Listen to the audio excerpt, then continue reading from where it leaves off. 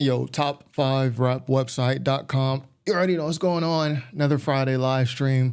Boy, am I sleepy today. What's going on? I haven't got much sleep the past couple days, so it's like, yo, I think it's because I've been working a lot. Like, long story short, a lot more work at my actual job. I mean, some people don't know YouTube is not my full-time job, bro. This is some stuff I do like when I have free time. So at my actual job, a lot more work going on. And I've been dropping videos. Let's go. Firstly, some housekeeping. Oh, my bad. I was watching some Chris Hansen. We go into the channel. We're just going to look at the new videos that dropped this week. I feel like I dropped like 9 videos this week. I don't feel like I dropped like a video every single day. Yeah, we got the whack academic. This is like my favorite video probably that I dropped this week. Whack talking about Big Meech. We got the Kendrick Lamar interview summary, my favorite parts, the best parts that I thought were the most interesting. It was a little 15, 20-minute interview. But it's good to hear from Kendrick after all this time. We got the audience not dumb video. Or are we? Is the audience dumb? Y'all not dumb, obviously, but this is just something about I saw No Jumper. This is a good video too. You won't see many other channels report on something like this. It's just something that I found interesting. So that's just the past day, just these 3. And then we got 50 Cent clowning Irv Gotti as he dies, which is crazy work, like crazy work. We got the Dolce and Sobriety video. We got the Flacco, Shout Poetic Flacco, talking about the DEI Grammys. We got, I ran out of breath, the Kendrick Lamar is summarizing his Grammy night. We got Imani from Joe Budden Podcast, Brawl on the 24-hour live stream. We got the Mike Showbiz full album reaction. This used to be what this channel used to be all about, these album reactions. I still sneak them out for artists that I really like. Nowadays, it just takes too much time to sit there for an hour. But I try to find time. Was this last week? The TDE lawsuit? I feel like that was last week. So anyways, that's 7 days ago. That was like before last live stream. So a lot of new videos today. How are we feeling in the chat? Yeah, toppers. I'm going to stop fighting against the nickname for our fan base. You guys win. We're called the toppers. Sketch. Whoever came up with that name, you're Sketch. But at this point, we can't shake it, right? So shout out everybody in the chat. Kings and Queens Network. What up, Elijah? Cheeks. That's finally caught alive. Yeah, shout out Cheeks in the chat. Cinder. We're going to get right to the video, man, because this is a long one. This is a long one. But that guy, Dirt McGirt. What's the dirt? Kendrick versus Joey Bada, the 100% full story. So I didn't actually know that there was this much behind Kendrick and Joey. I didn't know, like, there was a whole story of them dissing each other. I've heard many of their records, all of their records. I didn't realize there was, like, a beef there. So this is going to be interesting. Outer Thoughts said, I don't know if I'm trying to be a topper. Yeah, we can't shake the nickname. I feel like all the good nicknames for fan bases are already taken. The company, man, already got the analysts. I thought that would be a great name for my for my I don't want to call y'all fans, for my supporters. I don't want to call y'all fans. That seems weird. Y'all not fanatical. We just support the channel. So we're toppers, man. It is what it is. Pause. So anyway, let's jump right into this. Shout out to the chat. Shout out to the lurkers. I got a really good video. Sneak peek. Hold on. I got a good video dropping tomorrow. I want to drop it like the day before the Super Bowl. It's a little 2-hour joint. You might already seen some of it, but there's no way all of you have seen all of this video that I'm gonna drop tomorrow. I'm gonna drop it probably like around evening time. So y'all will see, y'all will see. But anyways, we'll say that for tomorrow. Today, we got Dirt McGirt, Kendrick versus Joey, 100% full story. We're gonna put this at 1.25 speed because I think I have ADD or something, and then let's jump right into it. Who's that? Who's that? Let's see the first MCs. As you guys know, hip-hop started in New York. 1520 Cedric Avenue, August 11, 1973. Eventually, it hits the radio. Wait. What? How did he start this off? Hold on, let me see this. Cool. Who's that? Who's that? Oh, I like this. I like this little segment to start the video off. Okay, it's a little history. I like this. Let's see the first MCs. As you guys know, hip-hop started in New York. 1520 Cedric Avenue, August 11, 1973. Eventually, it hits the radio. Yeah. And then it spread across America. I am on the go with San Antonio style. Okay. Then it just kept growing and growing, and then it exploded. Every 20 seconds got me peeping out my window. About my people she was teaching me. And that I stepped off the stage and took a piece of her If you know Every now and then I start tripping. What about LA? There we go. Holy field. From there, hip-hop eventually became one of the largest genres on the planet, and there's a lot of things that make it special, but nothing seems to excite people more than a good old battle. We all saw this firsthand with the Kendrick. Yeah, and the Kendrick. I did want to say something before I let him go into the actual topic. Rapping actually predates hip hop. Rapping. I got a vinyl by the Watts Prophets, which is a group from 1971. They're from the 60s, really, but this album that I have is called Rapping Black in a White World. It's from 1971. This predates the creation of hip hop, which is like 1973 or 75 or something like that. So rapping actually predates hip hop. Kendrick and Drake beef, where people who didn't even Fivers. listen to hip-hop were following the beef. And of course, battling has been around since the very beginning of the genre, with DJs competing and also b-boys competing. And the kids would form circles, and guys and girls would get in the middle of the circle and start competing. Roll the juice clip. And then MCing was all about who could really rock the party the best. Yeah. But then Busy a guy B. came along named Cool More D, yeah. and he changed everything. Yeah, Cool More D versus Busy B. This is like the first rap battle on record. Like, I'm pretty sure people battled before that, but this is the one we as a culture, the culture that we hold as the first battle. Shout out to the chat, shout out to the lurkers. We're gonna keep it moving. Y'all saying the Fivers? There's already a record called the Fivers. There's a website called the Fivers. We can't be the Fivers. We gotta be the toppers, man. Like, I first learned about that battle back in 2003 because I got the Beef documentary for Christmas, and this was like the first thing in the documentary, I think. Yeah. And from there, battling just evolved to kids in the streets, to on stages, to on wax, where the subject matter only seemed to get more personal as time went on. Damn, you claim your mother's a crackhead and Kim is a known slut, so what's Ellie gonna be when she grows up? When you Yeah. barely living, don't you got sickle cell? If I'm the reason my man's dead, I would take myself. Been double for the goddamn crack, No Vaseline, okay. fuckboy was stealing from his partners trying to cover it up. When it comes to Malfalfa. organized battle rap, like what we see on RBE, King of the Dot, and URL, if Smack. you weren't familiar with this culture, you would assume that these guys absolutely hated each other. When in reality, a lot of these guys are friends. Like, they support each other. This was something that was captured really good in the movie Body. So we can't seem to, to come to a conclusion on the name for the top 5 Troy supporters. Toppers is the only name that's stuck. It's the only name I see people saying when I start the live stream.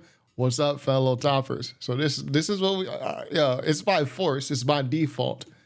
We are the Toppers, I'm sad to say. What I say, they can say some cliche-ass kung fu lines and it pops off. Okay, it's always the same shit for me, too. Look, I know the movie didn't get the best reviews, but I do think they captured that part of battle rap. I haven't seen really this. well. However, not all battles are the same, and we can almost group them in categories where, one, there's organized battles like URL, which can lead to tension, but for the most part, it's all for the sport, outwitting your opponent through wordplay and strategy. It's based Math Hoffa punched a dude. Let me go back to that little. Yeah, Math Hoffa punched a dude mid-battle. And then if I remember correctly, Disaster punched Math Hoffa in the middle of a battle. That's the type of stuff you want to leave out of battle rap because it becomes a liability for the venue. Like, you're not going to be able to throw these big events. No insurance company is going to co-sign this. So, most part, it's all for the sport, outwitting your opponent through wordplay and strategy. It's basically performance poetry with like a whole bunch of disrespect sprinkled in there. Yeah. 2, battles that derive from actual street beef. A good example of this will be Ja Rule and 50. Yeah. But we've seen a lot of these battles over the years. In fact, this goes way back to the beginning where there were always crews that represented specific neighborhoods, and at times things could get territorial. Make no mistake, a lot of battles have stemmed from street shit. 3, battles that happen for personal reasons, meaning there's a pre-existing tension, like with Hov and Nas. And I feel like most on-wax battles fit into this category. Yeah, personal. Like, I would put Kendrick and Drake in there for sure. yeah, the Kendrick and Drake thing, that's definitely for personal reasons.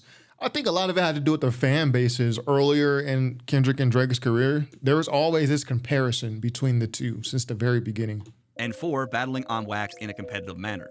Hip-hop is braggadocious. As an MC, you should think you're the best. And when you think you're the best, you'll say you're the best. Yeah. And some like-minded MC who feels the exact same way might just try you. If you're gonna say you're number one, you gotta prove it. You know, you step on money, then I'm gonna step on. You know what I'm saying? Two people can't be in the same room saying they the best. They gonna have to battle. But you know, hey, I'm ready for anybody. We got the #1 rhyme niggas in the game, period, right here sitting in front. But you will never fuck with me lyrically because I'm on some other shit. You gotta be able to. And this is fundamental. This is the influence of what I talked about earlier. Of course, as fans, we often contribute to this the most, as we love to compare our favorites, and this sometimes acts as fuel to the fire. As the audience, we are the biggest influence because we are the judges. We're going to tell you exactly who we think the best is. However, this is the thing that people seem to be having the most issues with. The word versus isn't a precursor to battling in hip-hop. You could turn on any random Wu-Tang Clan record, and guess what? Each and every member is shooting to have the best verse. Even as a collective, Ghostface is looking to outshine Method Man, and vice versa. When Jay-Z and Eminem came together to do the Renegade track, this is indeed a form of battling. Foxy Brown and Lil Kim's beat. Although I will say about that Renegade verse song, this is on the Blueprint 1, this song. This was an Eminem and Royce song, Renegade. And everything Eminem spat on the version that was on Jay-Z's album was spat on the version that Royce is on. I'm a poet to some regular modern day Shakespeare. Like, all Jay-Z did was plug his own verse in there. But yeah, I do agree with the sentiment that What's the Dirty Saying though. Like, Royce and Eminem, they were trying to probably, even if not explicitly competing, they wanted to have the best verse. So I do get that. Of battling. Foxy Brown and Lil Kim's beef wouldn't have happened outside of ego and wanting to prove who was the better female MC. We didn't get a Rakim and Big Daddy Kane battle, but they were both sending little subliminal shots back and forth. I know some people don't like the sneak diss, but it's been around forever, and it is indeed a form of battling and part of it. Then in 2020, Swizz Beatz and Timbaland launched the Versus series, which is 2 artists performing their discography on stage in front of a packed house. Compared to any of the other categories, this form of battling is perfectly in line with traditional hip-hop. Yeah. This is more in line kind of like with how rap battles, I guess, started. Like how he said in the beginning, where you kind of have just people trying to move the crowd the most. So this is actually a real pure form of rapping in hip-hop. We've got artists on both sides with their own DJs performing their own records. Yeah. It's all based on skill set, crowd reaction, rocking the party. It really is perfectly reminiscent of what they were doing in the very early days of hip-hop. The reason why I'm bringing all this up is because it's very apparent that a lot of people do not understand battling as it pertains to hip-hop culture. And we do need that Kendrick and Drake versus at the end of the day. at the end of the day, we do need the Kendrick and Drake verses. There's, I think with the GNX album, Kendrick has a lot more records he could put against Drake, because Drake, like, he has so many records, man. Like, for a verses, which is where you're trying to move the crowd, you're trying to remind people, oh, remember this hit, remember that hit. Like, you're trying to resonate with the audience, and Drake has a lot of those records, a lot of records you even forgot about. But now after GNX and after the whole battle, Kendrick got at least 5 or 6 more. Because verses is what, 20 songs?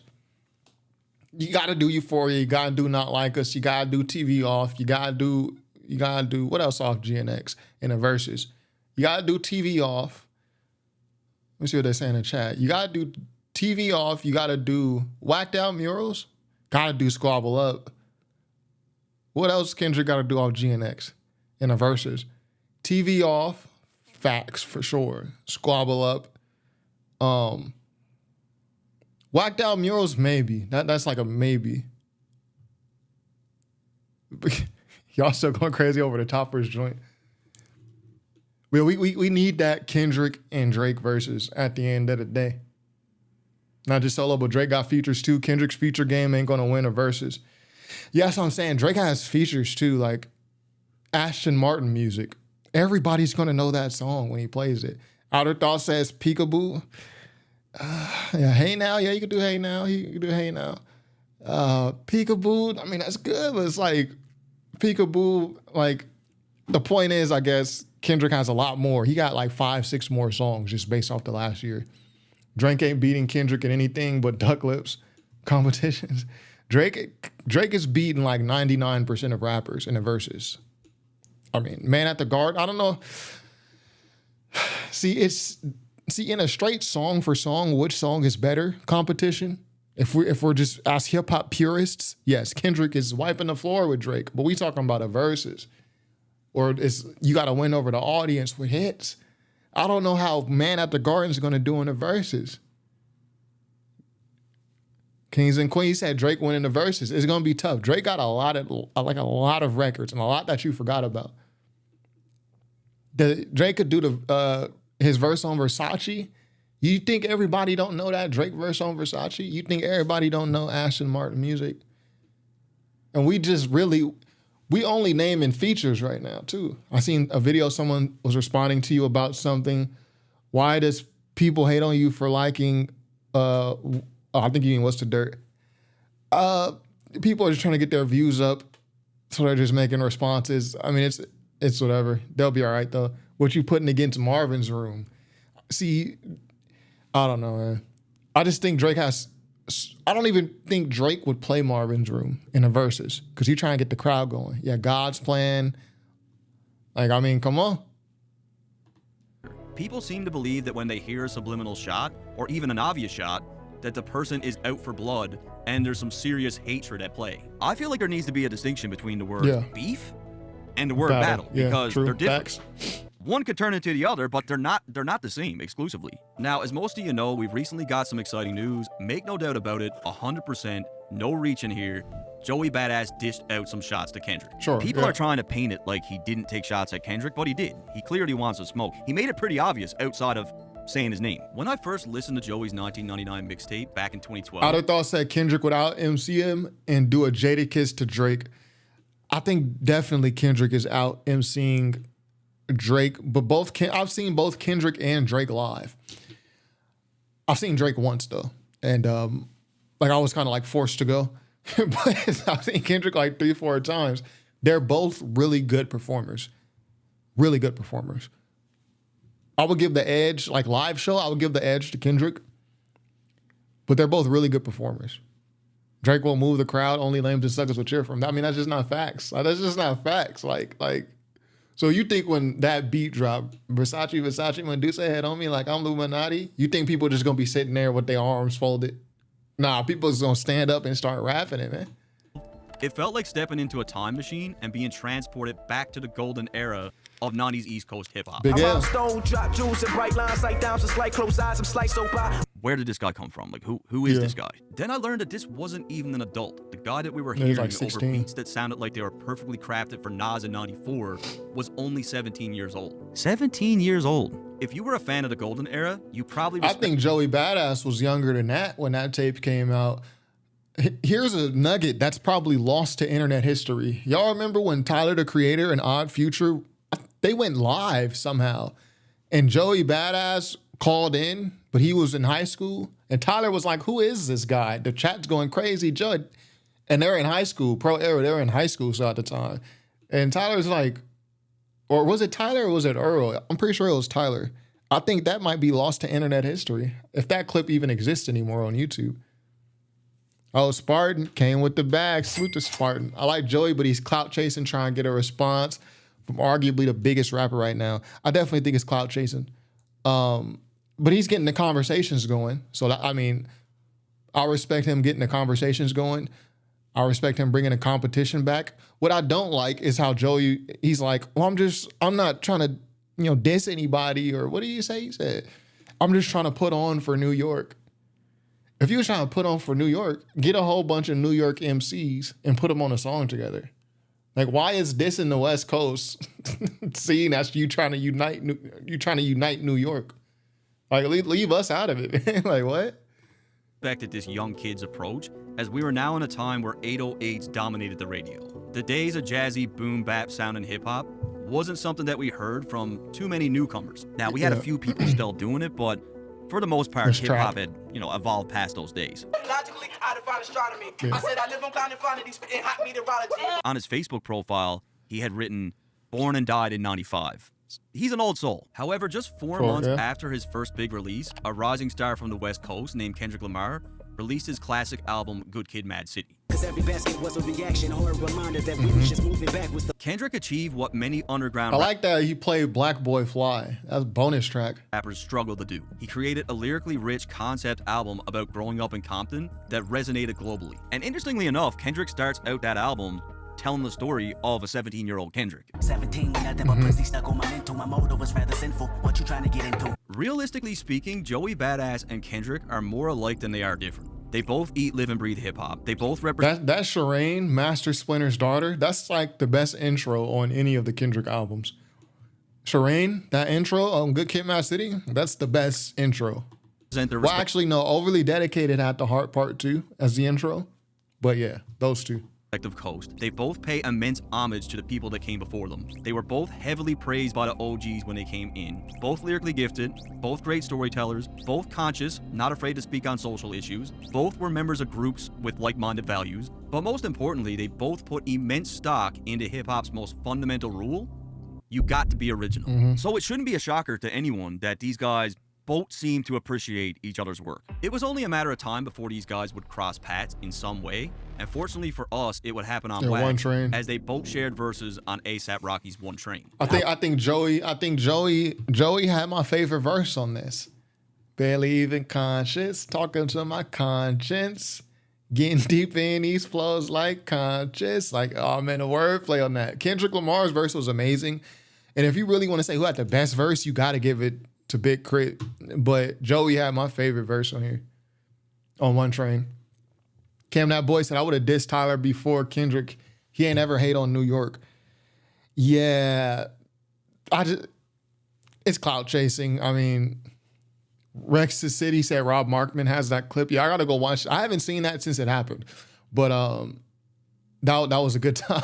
Like, Tyler is like, seeing the chat, or he was seeing people react to Joey. He's like, who is this guy? Like, Tyler not even knowing it's Joey. Truest Move says, you react to YHRR yet? What is YHRR? HUR said, Boy Wonder and OVO 40 over Soundwave. No, I'm giving that to Soundwave. Boy Wonder got some good beats though, but I'm giving that to Soundwave. I'm giving that to Soundwave and Tay B, Soundwave and Mustard, like however it go. Y'all over Wesley Theory for sure. I roll past and I play yard like doo-doo. I hit y'all. And I'm thinking about signing to the rock. The whole idea behind this record for Rocky was to find all the best upcoming spitters and put them all on one track. Confetti torches, drinking Henny like I'm Kenny Logan. This track was like a melting pot of styles because you had dudes from the East, dudes from the West, dudes from the South, You had a couple white guys in the mix, and it was just 2 weeks later where we would find out that the young Joey Badass wasn't afraid to jump into the ring, as he was engulfed in a little back and forth with none other than Lil B. Niggas wanna lie and be faking like they do. I got an issue with this little bit shit, so I'm a pitbull, lyrical missiles that won't miss you. Now, I'm not going to touch on this battle in this video, but what I will say is this made as much sense stylistically as Drake versus. Yeah, beefing with Lil B is crazy. Y'all seen what Lil B did to Joe Budden. T-shirt and buttons this fucking morning shot. Yeah, don't leave Lil B alone, man. Shout out to the Bay. Kendrick. I only wanted to highlight this because at 17 years old, we already saw that this kid was clearly not afraid to battle. In fact, he seemed to embrace it regardless of the competitor. He was going to walk the walk. Now, at this point, Kendrick... Like I said, that YHRR, that's Daylight's new album. He destroyed Joey with slap hits. He ain't even punched him yet. Yeah, I'll be hesitant to listen to battle rappers' albums because a lot of them don't be good songwriters and they'd be feeling like a waste of time. So is that album good? Because if I listen to that album and it's not good, I'm going to be really disappointed with you guys. Spartan again. I was Spartan with the bag again. Kendrick is the heir apparent for LA. I don't know if Joey is the heir apparent for New York. No, he's not. He's definitely not. Also, who could we say is up next in New York, my OGs aside? Well, I would say the same thing for LA. LA doesn't have, like, people always say nowadays, yo, LA is up. LA is up right now. Cali is up. The West Coast is up. No, Kendrick is up. Like, we don't have anybody next up after Kendrick either. Tyler has been in the game just as long as Kendrick. Doja Cat, I mean, she's already been in the game. It's probably going on 10 years for Doja. Like, New York doesn't have anybody next up, and neither does LA. That's what I think. Thank you for the super chat. STR Game Take says, what's the dirt really knows is hip hop? People are crazy to say he doesn't. Yeah, what's the dirt knows a lot about hip hop. I'll be telling them, like, yo, drop, like, I'll be telling them, bro, like, you got a lot of knowledge, bro. Is that guy. The dude was on fire. He wasn't just a rapper. He was a superstar. And it was backstage at his show in New York, where I believe he met Joey for the first time. And before Kendrick went on stage that night, he gave Joey Badass an amazing shout out in an interview. I feel like hip hop is going back, to that mode where people are actually challenging themselves and taking it back to the origins and the essence of it. Who I'm listening to right now, Joey Badass. For sure. Yeah, man. That dude is crazy. And this was really dope for Kendrick to do this in Joey City. This was a huge cosign for this young kid. Just to meet them at that early age, it was super motivation. It just made me go hard, like, damn. And it wasn't long after where Kendrick showed everyone that he wasn't shying away from being competitive either. Who the fuck y'all thought it's supposed to be? 6 months after that Hot 97 interview, Kendrick would tip the game upside down with his control verse, and a lot of MCs responded with a verse of their own, and they did that mostly for one of three reasons. One, a lot of people from New York, they didn't like it when Kendrick said he was the king of New York. Yeah. I'm Machiavelli's offspring. I'm the king of New York, king of the coast. One hand, I'm juggling them both. Two, out of all the people that Kendrick mentioned, some people felt slighted that he didn't mention them. But as it played, I heard him say I wasn't mentioned with y'all. Joel started it. Only right I finished the job. Believe it or not, Joe Budden is in my top 10. I've been a fan of his music for a very, very long time. And this is the era where, somebody drop a hot song, a hot verse, everybody jump on that beat. They trying their hand over that beat. We need that to come back, man. But I just feel like Lord Finesse killed it. Like, now you rap over somebody's beat, you might get sued, man. Like, but that was a good time. And Wiz Khalifa actually freestyled over the Squabble Up beat. And that really sounded like Kush and Orange Juice era Wiz Khalifa. The Wiz Khalifa Squabble Up little freestyle he did was fire. And in 2025, you will be seeing some breakdowns of his music on this channel. And lastly, some dudes just joined in just because they were inspired to rap. I already broke down Joe Budden's albums. He actually responded to it on a podcast. This was years ago. Let me go right there. His best album, like his most listenable, is Mood Music 4. The rest of the stuff, like Mood Music 1, 2, and I think 3 too. The mixing is horrible. Like, you can't even listen to this stuff nowadays. Y'all remember when Joe Budden went on the podcast and responded to me saying that? And he was like, he's right. But then Rory, this is back when Rory and Maul were on the podcast. Rory is like, well, everything from that era was kind of mixed poorly. False. You go listen to Fabulous mixtape with that song, some niggas grab, some niggas a pitch, some niggas, like with that song, that Fabulous mixtape, I think it's called Street Dreams. That mixing, it could have came out today. The mixing on Joe Budden stuff is just, especially the stuff people consider classic, the music 1 and 2. Nah, man. 4 was like the best mixed one. And I had Remember the Titans. That was a great song. Music 4 is Joe Budden's best project. So I'm blaming Lord Finesse. He didn't know who Mac Miller was and thought he was another culture brand. And we can't say what Lord Finesse thought. But I do blame him though. React to the Drake Luke Cage reference. You gotta give me hip to that. I mean, they mean as a whole, sports and everything. LA is up. LA's always been up though. LA is constantly up in terms of sports. People be talking musically. Like LA is not up musically right now. Kendrick is up musically. HUR said, I thought it was gonna be Roddy Ricch up next, but he fell off. Yeah, I never thought, I didn't understand the whole Roddy Ricch hype train. Like I don't, and shout out to Roddy Ricch, man. I'm not, but my whole thing was with the Roddy Ricch thing, why listen to this when you can just listen to Young Thug? Especially that Antisocial album. Please excuse me for being antisocial, I think was the name of the album. Why listen to like Perfect Timing or stuff like this when you can just go listen to the source, Young Thug? Like, this sounds just like Young Thug. I don't get it. Spartan again. Oh yeah, Spartan is dropping bag. Shout out to Spartan again. Thank you for a super chat. I think A$AP Rocky will be next up in New York if he dropped more. Recent events aside, don't really want to get into that. I'm talking as an artist only. A$AP has already, like Rocky has already been in the game for like 10 plus years though. Way more than 10 years. We talking like maybe 13, 14, going on 15 years for A$AP Rocky. A$AP Rocky came out like in 2011. I'm talking about who's next up. Like these guys really are about to retire. J. Cole is 40. Drake and Kendrick about to be 40. Like these guys are probably transitioning out of rap in the next 5 years. And that includes A$AP Rocky too. So thank you for your super chat. But I'm like, A$AP Rocky can't be next up. He's already been on. Colin says, what's the dirt? Tries too hard to prove his rap knowledge in this video with all the doxing of him. I don't know. I don't know about that. Yeah, let's keep it going. On this channel. And lastly, some dudes just join in just because they were inspired to rap and be competitive. Tired of hearing all them jewelry and car raps, then making it rain and buying out the ball raps. I got hype when I heard that Kendrick Lamar rap. And when it comes to these 3 reasons, Joey definitely checked all the boxes, and 9 days after Control, he dropped Illuminati Part 2. But first, we got to discuss the original Illuminati. Yeah, Illuminati was a track from Joey's MF Doom. 1999 mixtape, which featured capital Steez, and the most obvious reference is the title itself, where he's paying homage to Tupac's Don Illuminati, the 7-Day Theory.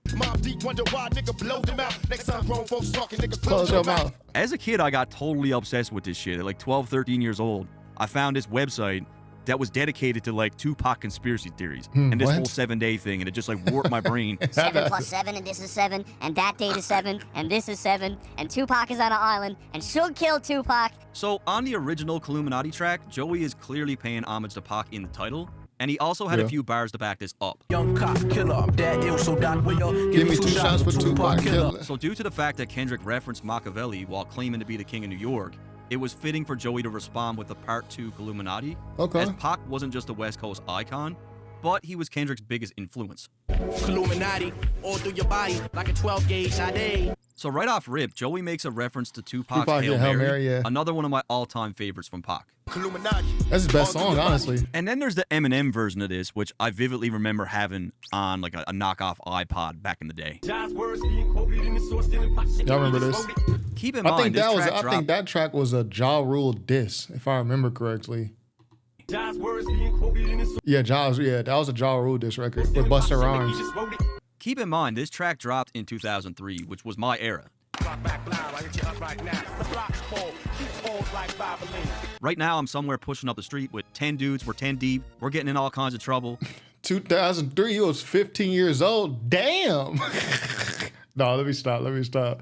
I got the Radio Shack headphones on, and who knows what I'm listening to because look at what we had. We had Speaker Box, the Black Album, Trap Music, Get Rich or Die Trying, Beg for Mercy, Diplomatic Immunity, Philly Freeway, Cheers, Street Dreams. One of my favorite projects from that year was 8 Ball and MJG's Living Legends. That I played like crazy. Then we had the mixtapes where K Slay was going crazy, Who Kid was going crazy, Clue was going crazy, Green Lantern was pumping them out. Then I went through this massive Swisher House phase. See, I never was able to get. I never got these mixtapes and stuff like. In 2003, I would have been like 8 or 9 years old. In 2003, yeah, something like that. I would get mixtapes, but they would be like from the swap meet. So I don't know if they were the official like Green Lantern or K Slay mixtapes. They was just from the swap meet. SGR Game Takes says, wasn't Lupe mad at that control verse for some reason? Yeah, Lupe, every couple of years, Lupe would just get incomprehensibly mad at Kendrick for seemingly no reason. And then he'll pretend like he's not mad and be like, why does everyone keep asking me about Kendrick? Because you keep going on rants about Kendrick, bro. Brexit City, see, I just found some up-and-comers I like, and the underground keeps feeding me. Yeah, if you found some good new rappers from the West, I mean from LA or from New York, please share them. Because it's looking pretty dry out here. Eddie and Bruce says, Drake sold tickets for $18 to $30. This is the first time I'm hearing he sold them out. What happens? Oh, you're talking about Australia. Oh, yeah, I don't know about that. Spartan says, I want to clarify what I was trying to get in my super chat earlier. What I meant was A$AP Rocky would be the undisputed king of New York if he dropped more. Yeah, I agree with that. A$AP Rocky had it in his hands at one point. A$AP Rocky is the closest that New York has had. The actual king of New York, the person who's actually selling records and who is actually popular, is Nicki Minaj. And that's facts. Project Pat, 3-6 Mafia. Like, this is literally all we fucking did. The worst part about it was you'd think that you found a tape and you wait like a long ass time for it to download, only to find out it would be like, it wouldn't be it. It'd be like Russian amateur porn or some shit, right? But I was actually writing diss tracks on my own long before that, and I was uploading them online. I'm ripping up tracks like on your man's best night. I'm gonna win this battle against these transvestites. 30-on-1 with your clan's best fight. They beat the fuck out of me, actually, those kids. And hey, yo, you gotta, yo, some people write raps, they don't even put them up. So you gotta respect, like, yo, he's like, you put them up there. Salute to you for putting them out there, man. A lot of people wouldn't even put that out there. You know what I mean? But you put them out there, salute. And I made this diss record. That's why I had the 30-on-1 is your clan's best fight, is because they actually did fuck me up. And look, I know people can say whatever they want about me and the channel, but at the end of the day, they don't know me. They don't really know anything about me. And that is partially my fault because I haven't really put much of myself into my content. So my goal in 2025 is really to show people who I actually am, like who the person is behind this channel, because hip-hop is a huge part of who I am. I'm 36 years old. I'm almost 40. Be more Pacific next time you Now you got 4 years. Don't do that. You got 4 years. You 36. You almost 40 when you're like 38. Don't do that. They said J. Cole is kind of king of New York. Nah, J. Cole from the South. Ice Spice, the king of New York. Ice Spice, you know, she's probably the most popular rapper other than Nicki Minaj from New York. In terms of waves, she's like the biggest wave since A$AP Rocky from New York. Pop Smoke was on that route, but he couldn't do it. You know, I'm the king of New York, yeah. If I'm the king of New York. So keep in mind what I just mentioned. Some MCs felt overlooked when Kendrick didn't name drop them. And this is essentially what Joey's pointing out here. And he really starts putting his pen on display, really showing that he could rap. I am not the star. In fact, I plan it all. Fuck with the media, right? Bitch, this is a fire bar. Please don't leave your comment if you are not up to par. No names putting you in the verse, that's too far. So this is a dope little scheme about outer space. Yeah, planet, star. Meteorite, firebar, fireball, comet, universe. No escaping, you in the swimming pool of champagne. You set yourself up for that one, man. The king of New York, we ain't just gonna let that one hang. So I actually look at this line. If you try and come at it, dude, this is not enough. No escaping, you in a swimming pool of champagne. Obviously, he's talking about Kendrick Lamar swimming pool song, swimming pool full of liquor. King of New York, I don't know. Completely different from anything else that you might have heard. First and most obvious, Joey is making a reference to swimming pools from Good Kid, Mad City, but notice his usage of the words no escaping. Now remember, Good Kid, Mad City, thematically, is about Kendrick trying to escape to influence of growing up in Compton. It all makes a lot more sense when Joey says, the king of New York, we ain't gonna let that one hang, which I believe is in reference to Kendrick growing up and hanging around a bunch of gang members in Compton, but never being a full-on member himself. No escaping, we ain't just gonna let that one hang. Good Kid, Mad City reference, no escaping, we're not gonna let that one hang. Now this next one could be a reach, but I feel there might be a play on the word champagne. Sham meaning fake or false, pain meaning Kanye West physical has pain. done that before. It's also interesting how he places Kendrick in a swimming pool of champagne, which is often looked at as something more luxurious, playing into the narrative that Kendrick is swimming in fake pain. You in the swimming pool of champagne. Like I said, man, it could be a reach, but let me know in the comments. That here no Liverpool style come near me. How they gonna try to compare me to what's clearly, barely, not nearly as rare as me? See, I don't think I've heard this song. Shout out to Knowledge on the beat. One of my favorite producers all time. Top 10, 15 for sure. They said, Joey said, how are they going to try to, this is not a good diss. Like, these bars don't hit. And I like Joey. How they going to try to compare me to what's clearly, no one compared you to Kendrick, number one. Like, you were not mentioning Control. So it's like, okay. So some really nice wordplay here, and it's fire to y'all. He believes that he's better than Kendrick, and he's supposed to. He's up to the challenge. Last nigga got dethroned, and you ain't from my zone. The rest of the real niggas is dead and gone. Joey then appears to make reference to his battle with Lil B, another California native, stating that he pretty much demolished one West Coast dude already. Yeah, you can't. Battling Lil B is already an L. Remember when A Boogie and PNB Rock jumped not A Boogie. A Boogie and PNB Rock jumped Lil B at Rolling Loud. It's like, who jumps Lil B? Like, what's wrong with y'all, man? And that any worthy competitor is already dead. But fuck it, I'm Biggie, I'm L, I'm Pun. I'm Godson, I'm Paco, all in one. He then references a bunch of legends, claiming he's an extension of all of them. And notice how he switches his tone here, somewhat mimicking Kendrick's aggressive delivery from Control. If this is Joey's, and I've actually never heard this song, or if I've heard it, I don't remember it. A lot of songs are dropping right after Control, that Kendrick verse. If this is Joey beefing, like his battle bars, this ain't enough to mess with Kendrick or anybody, really.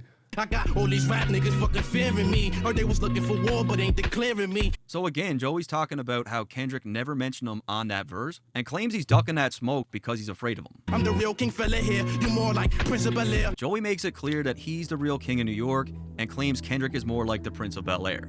This is a pretty clever reference given the fact that Will Smith's character was from Philly, the East Coast, and was forced to move to LA when he found himself in trouble. However, this line is layered and people miss this entirely as Kendrick's family relocated from Chicago to California due to his father's affiliation with the Gangster Disciples. There's also the play on a prince being a son to a king. Keep in mind, this kid is only 17 years old right now. He's coming in with a lot of confidence. If you don't fuck with cinematic, stand still. My life's a movie on the rail. You can get shot with your hands on the wheels. So Joey has a really dope cinematography. Okay, watch the movie on the rail. Okay. Theme going on here. We see words like cinematic, stand still, where still is a term used in photography for a photo. We also see the term movie paired with the term reel, which is in reference to a reel in film. Then he says you could get shot, meaning to shoot a scene. And when he says hands on the wheel, he is referring to the wheel that the film is attached to. And he really is rapping at a high level, as Cinematic is a record label that he was signed to. Kendrick's label mate, Schoolboy Q. Cinematic with Johnny Shipes and all them, that was one of my favorite labels back then. They had so many good songs coming out of the Cinematic group. Had a track called Hands on the Wheel, which also plays off Good Kid, Mad City, where Kendrick is driving his family van, and there is indeed a still image of Kendrick on the original cover of Good Kid, Mad City. He ends it off by saying that Kendrick will get shot with his pants at his heels. And of course, I got something else that nobody seemed to notice, but I guess they aren't familiar with Kendrick's opening track on Good Kid, Mad City. Grab my mama keys, hopped in the car, then old bar. So now I'm down Rosecrans in the caravan. I'm thinking about that sex, thinking about her eyes, I'm maybe kissing on her neck. So it's here where we have a 17-year-old Kendrick with his hands on the wheel of his family van, driving to meet a girl in hopes of getting laid. In saying all that, I hope I don't need to explain why Kendrick would have his pants at his heels. Okay. Let's get to the chat. Let's get to that chat. There's a chat I wanted to read earlier. Hold on, let me find it. Khan said, do you see what I mean by, you see what I say? He's doxing himself and trying too hard. I don't think, that's definitely not doxing yourself. Doxing yourself is like giving up your location, like where you live and, you know, If you're a YouTuber, you hide your face, you hide your voice. Doxing yourself is like revealing everything. Really, yeah, I wouldn't say it's doxing himself. I think he was more so just trying to put some personality in the channel or like show a little bit about himself.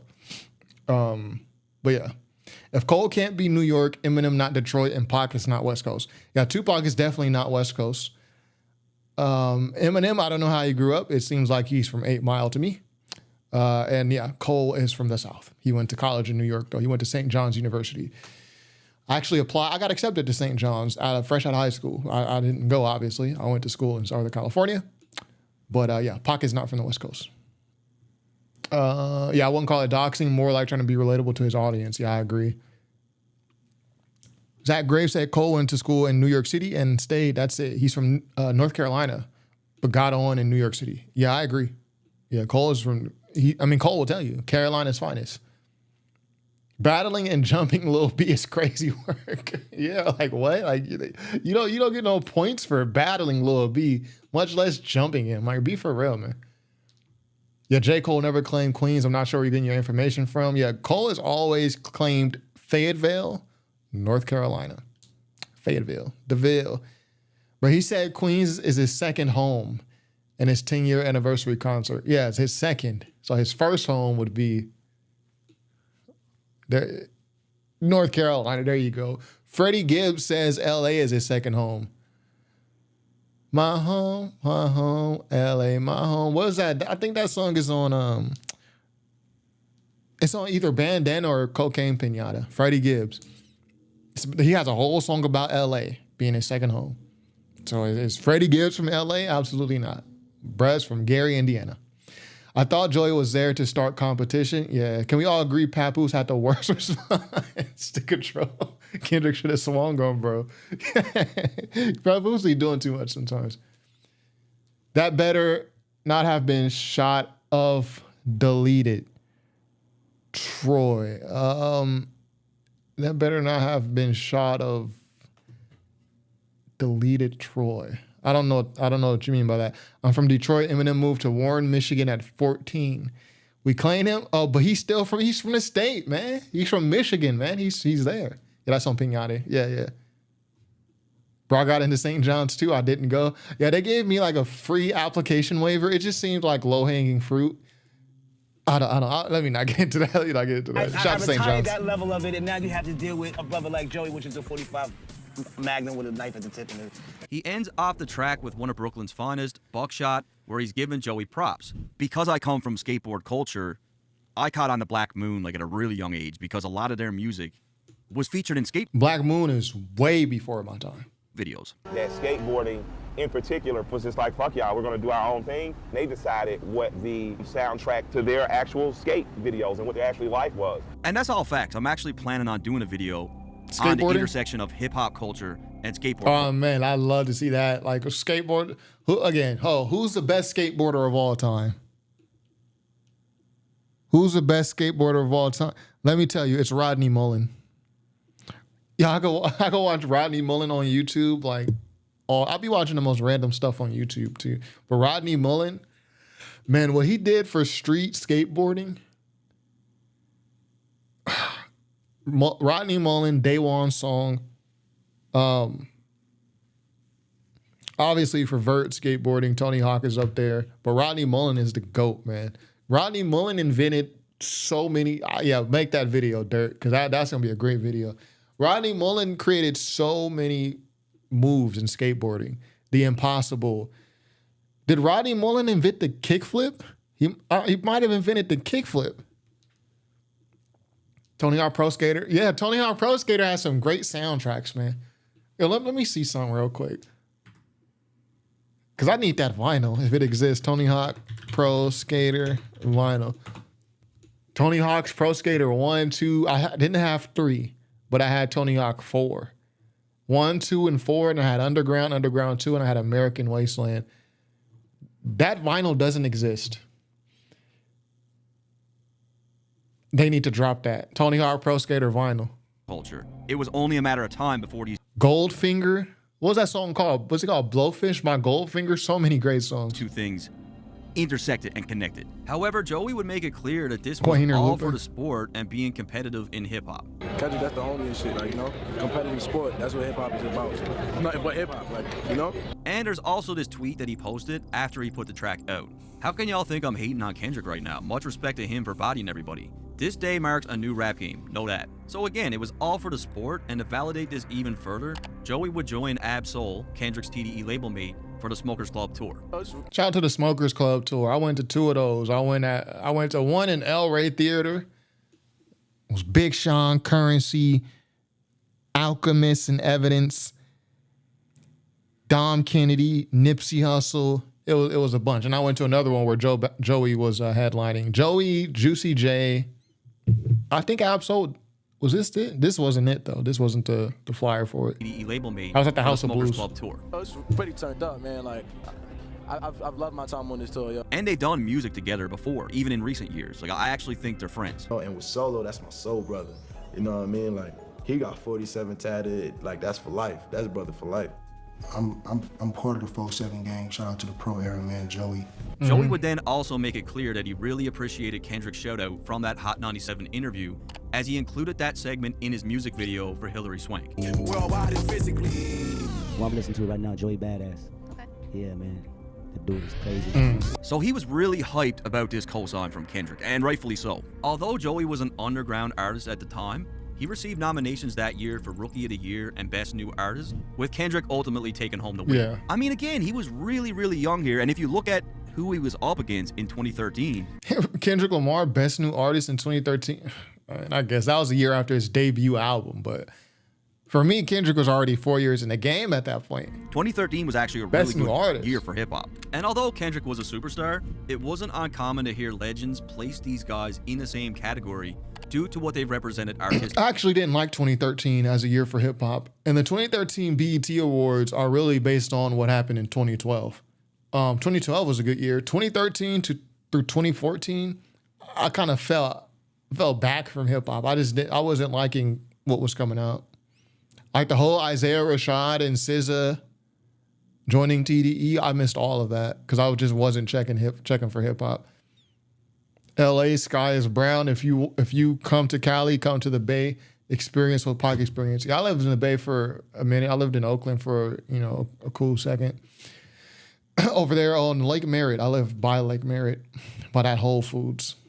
The LA sky isn't brown, but it is a lot of pollution. The best part of California is San Diego or Santa Barbara. It's not the Bay or it's not LA, in my opinion. The Bay has the best transportation system in California, though.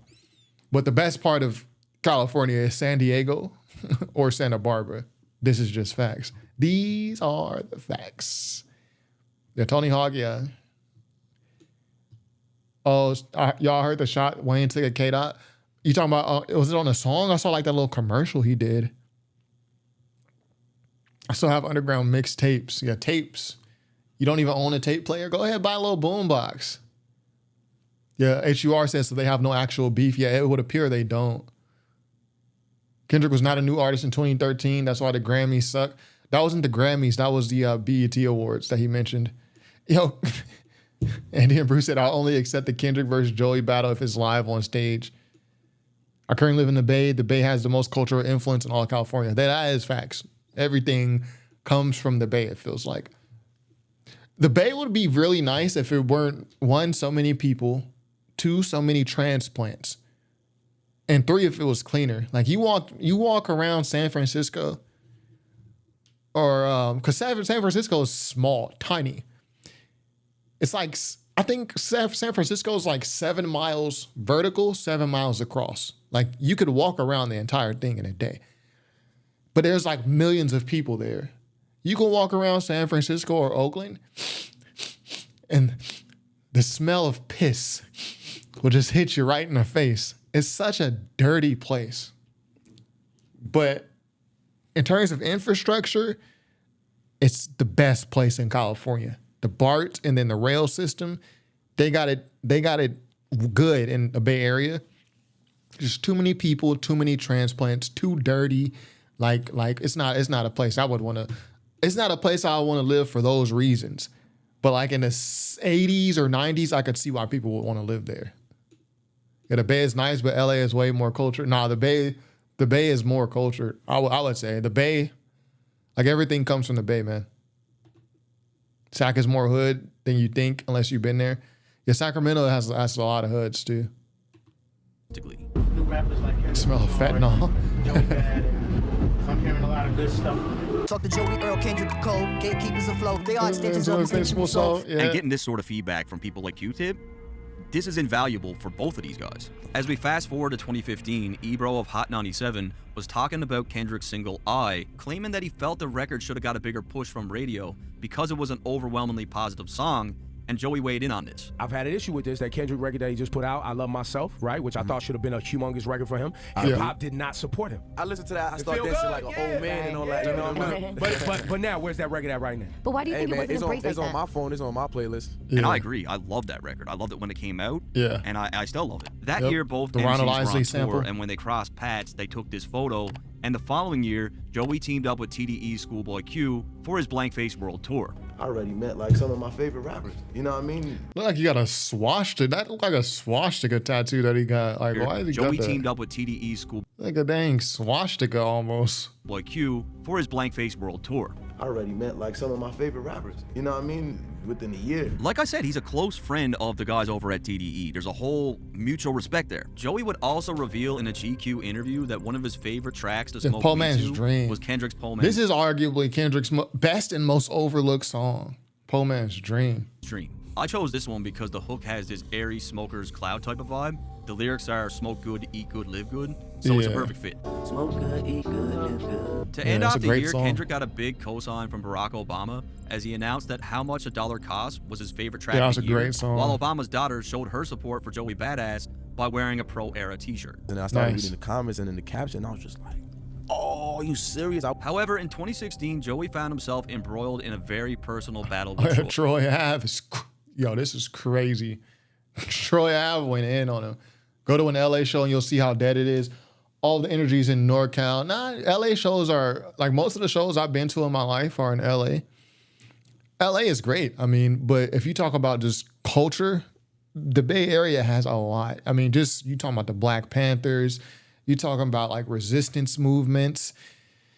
But even to this day, you'll find pockets like Fremont Street, like you'll find pockets, Dolores, hippie culture, like the Bay Area has a lot. LA has a lot too. But if I were to compare the Bay and LA, like Bay Area got, to me, it seems like they got more culture, but that doesn't mean LA doesn't have any. My wife and I, 2 Mexicans and a bunch of white women peddling to you. It was so awkward, right? And not LA really is cultural. So cool. I lived in El Cajon, but it's okay. Yeah, LA is cool, and like, you know, I'm from LA and all that, but I don't be like in LA like that. Like to catch me out, I don't know. I'll be doing other stuff, man. I'll be outdoors. You know what I mean? Like not outdoors, like, oh, we outside. I like literally like be in the mountains, like hiking and snowboarding and stuff. Boy, Av. I wake and tell shit, spit the raw shit, stop, use a filthy backpack, rapper out of thrift shop. I'm a fan of this record. I played it a lot, and I'm a fan of Troy Ave, but I feel like he took it too far. He went very record. far. I really do. On the record, Troy Ave would poke fun at the fact that Joey's group partner and close friend, Capital Steez, committed suicide. I don't like a friend, it's a casket. I'm really killing shit. You niggas killing yourself off the roof. Stand clear, yo. This nigga trying to fly. He think he a superhero. Splat man. Then there's the fact that he shot the video on a rooftop.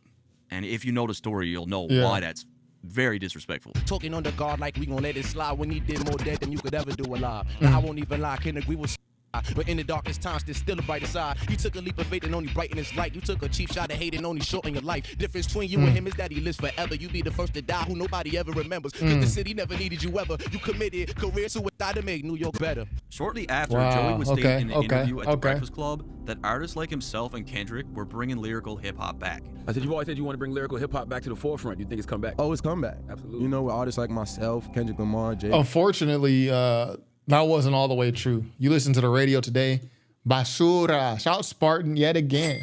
You think the Bay is dirty? You should see Bridgeport stinks of piss. Let me see. What is that in Connecticut? Bridgeport. Oh, that's in California. So where is that? You talking about Bridgeport, California? So it's all 2 threads. Yeah, California is huge, man. There's so many parts that I've never been to. You talking about Bridgeport, California, or Bridgeport, Connecticut? There is no place. Like, I refuse to believe there's any place that stinks more than the Bay Area. The Bay Area constantly smells like garbage everywhere you go. You could be outside, like downtown, especially downtown, smell crazy. Chicago, Bridgeport's in Chicago. There's no place on earth that smells worse than specifically San Francisco. Horrible. Cold. Yep. And following with the theme of complimenting Kendrick and showing respect to his artistry, Joey had a whole lot of positive things to say in the Montreality interview. He represents, real artists. He represents real artistry. He represents poetry. You know what I mean? There's a long list. And look, if you're a fan of Montreality, I'm gonna leave a link in the description for these cereal boxes. It's like a custom cereal. I love shit like this, right? It's just really dope. Just cool to have around here, like collecting stuff. And it's a good way to support them. I'll leave it in the description. However, Bridgeport's a neighborhood in Chicago. I don't know, man. Yo, San Francisco smell like. What's that one Drewski meme? Somebody smell like. Nah. Trust me. Let me see that Drewski. Hold on. Somebody smell like. This is what I think of San Francisco. Shit. Smell like shit. I don't know who it is, but somebody smell like shit. Somebody motherfucking stink. Yo, this is literally San Francisco, man. we gonna tell the real nigga. Yo, San Francisco smells so bad, man. Somebody smell like shit. Somebody smell like shit. Hey, yo, Bridgeport, shout out Bridgeport. I'm sure it stinks, but no place smells worse than San Francisco. I promise you. Shout out Conch in the chat. Yo, my biggest hater. Sent the super chat. Shout out Conch. Kendrick is yet to sell out. Oh, he want me to read some Kendrick hate. That's why. Okay, we'll read it, but only because you sent the super chat.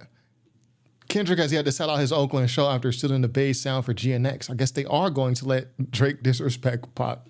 Come on, man. Thank you for the super chat, but come on, man.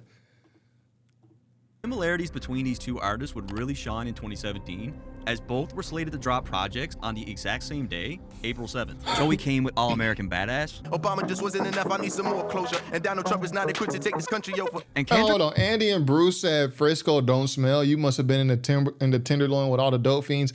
Actually, I have been in the Tenderloin one time, couple times.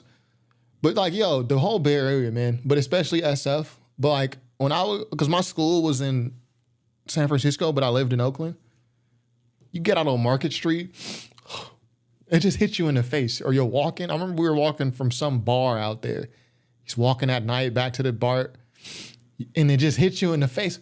Oh, the smell of bowel movements hits you right in the face. At any given moment, you get out on Broadway. New York, somebody said New York City too. Yeah, New York City. Any place that's super small like that, like San Francisco, like New York City, it's super small but has all them people. Disgusting. Yeah, I was in San Francisco walking in broad daylight. It was Oakland. It was a man in a planter, pants down like it's a toilet in a planter. Let me pull up a planter so y'all can get a visual. Y'all can get a visual. If I had to see it, you do too. It was a man in a planter, like something like this. Pants down like a toilet. And I'm like, oh, that's why it smelled like that out here. People, this is on a busy street too. Yo, it's literally one of the most disgusting places. But I do respect the Bay Area though. But y'all got to clean that up, man. Kendrick was supposed to drop Damn on the exact same day. Why is the dome, Welsh? Why is the dome in the chat? You got to keep in mind, Trump had just taken office during this time, and they both had comments about this with Joey. Kiana Vernon in the chat. Yo, shout out Kiana. Yo, this is the first time I ever seen you in my chat. So shout out to my lurkers. It's okay. This is the first time I see you in my chat. she had to chime in like, yo, I'm from the Bay and you ain't lying. He's saying, facts. Yes, there's a popularized douchebag in office right now, but he's only making these problems worse. He's not the reason for the problem. And Kendrick would say, we're all baffled. It's something that completely disregards our moral compass.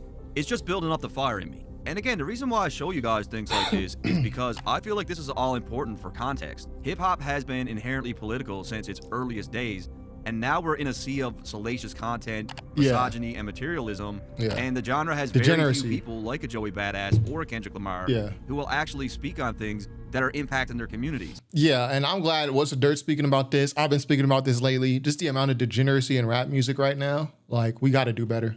These guys are not just... And it's cool if degeneracy exists, but there's not enough counterbalance. Like, there's not enough counterbalance. Like, in the 90s, when it was, like, degenerate, like, gangster rap and all this, you had, like, movements like the native tongue to balance it out. Right now, there's no balance. Conscious, they're both socially conscious. And in today's landscape, this is rare, and more of it's needed. Donald Trump is a chump, know how we feel, punk. And if you got the guts, scream, fuck Donald Trump. In 2018, Joey would drop some fire over J-Rock and Kendrick's track, King's King, Dead. yeah. And Man, again, that bull, he lets everyone know that he's the best lyricist. Lyrically, no one ahead of me. I got that they still leave a legacy that you can't ever be. Coming into 2022, Joey had dropped his album 2000. Yeah. And on the intro, he claims that himself, Cole, and Kendrick are the best out. Who the best MCs? Kenny, Joey, and He Cole. took Drake out of it, huh? Notice how he took Drake out of the big three and he put himself in there. And when Mr. Morale dropped by Kendrick, Joey would send out a tweet saying, well done, K-Dot. And that's not the only praise that he had for the album. In an interview with Ringer, Joey said, it's funny, I was working on an album that was similar to Kendrick's because I also went through the whole therapy Drop thing. it. The concept that I was going for was I was going to be speaking to my therapist throughout the whole album. Tyler, the Creator, already did this concept on the album Bastard. Like, he already did the whole I'm talking to my therapist thing, but okay. Interesting. Me and Kendrick, we've got this interesting relationship. I know he feels it too. We spoke on it over the years. Great minds think alike. So you see what I'm saying? These guys were both thinking about doing a therapy-style album. Joey didn't do it, but like I said, these guys are more alike than they are different. In 2023, Kendrick would win Double XL's Lyricist of the Year, but again, they made sure to mention that he was up against MCs like Joey Badass. Joey Badass has been in the conversation about lyricists. He has. And about lyricists. I would agree with that. And shout out everybody in the chat. Shout out all the lurkers too. You know, I always gotta shout out my lurkers. You watching the video, you might not be in the chat. That's completely fine. We're not pressuring you to join the chat. Just hit like, subscribe if you haven't. It's all good. Kiana said, I love your content, but you having two people on the screen, I don't mess with. It's crazy. Y'all really hate What's the Dirt, man. Like, What's the Dirt's only been nice to me. So I mean, he's nice to me. A lot of people that y'all really like on YouTube, like, don't actually mess with me. It seems like only the villains, the people who are perceived as villains, like, show them love. Like, a lot of people who have, I don't know, we ain't gonna even get into the haters, but a lot of people y'all like on YouTube, like, who appear to be, like, super cool and nice, like, don't mess with me at all. Like, it'd be the villains who actually show love and do things that they don't even have to do. Like What's the Dirt didn't have to do this. This comment right here, if you're looking for an actual unbiased YouTube commentary channel, I strongly suggest Top 5 Troy. Why would he do that? Like, he has nothing to gain from this. Like, nobody else shows me love. Like, so I know y'all don't mess with What's the Dirt, but I mess with the guy. Like, he's only been nice to me.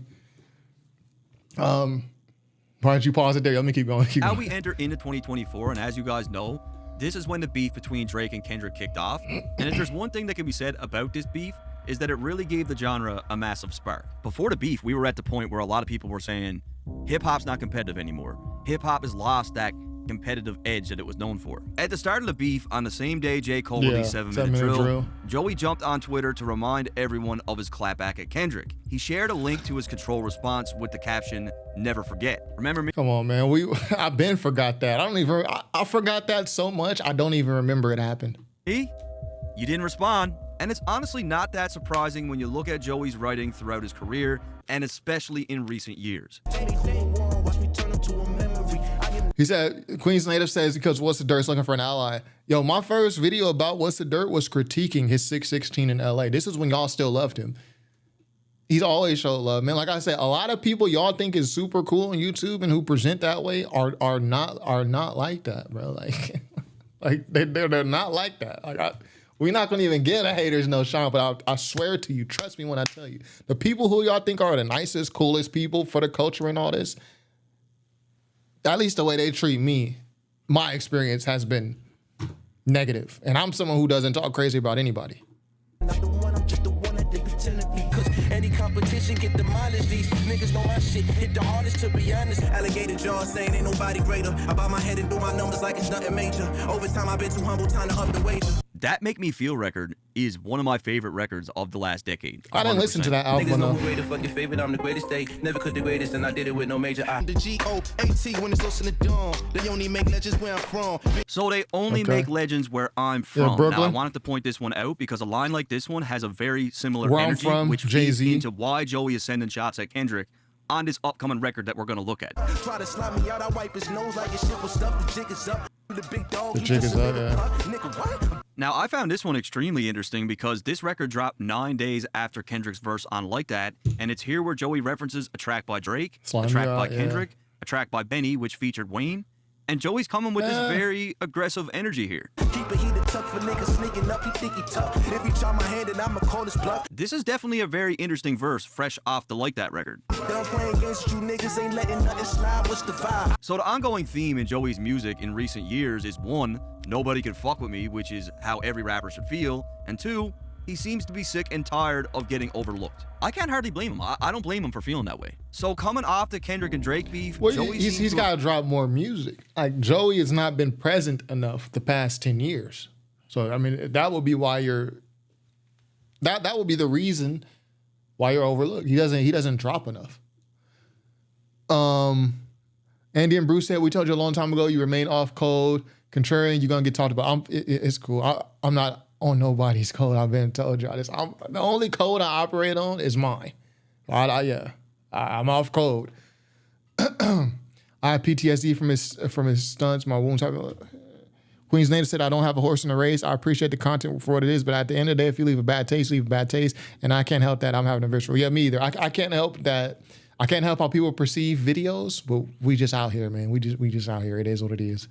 Caught the buzz. He's inspired to compete. He's looking for more a present challenge, than Kendrick? and he made that pretty clear on his recent release, The Ruler's Back. But first, let's take a look at the title. The Ruler's Back was originally the Slick title Rick. of a classic Slick Rick track It's a back Jay-Z in song, too. 1988. The Ruler's Back.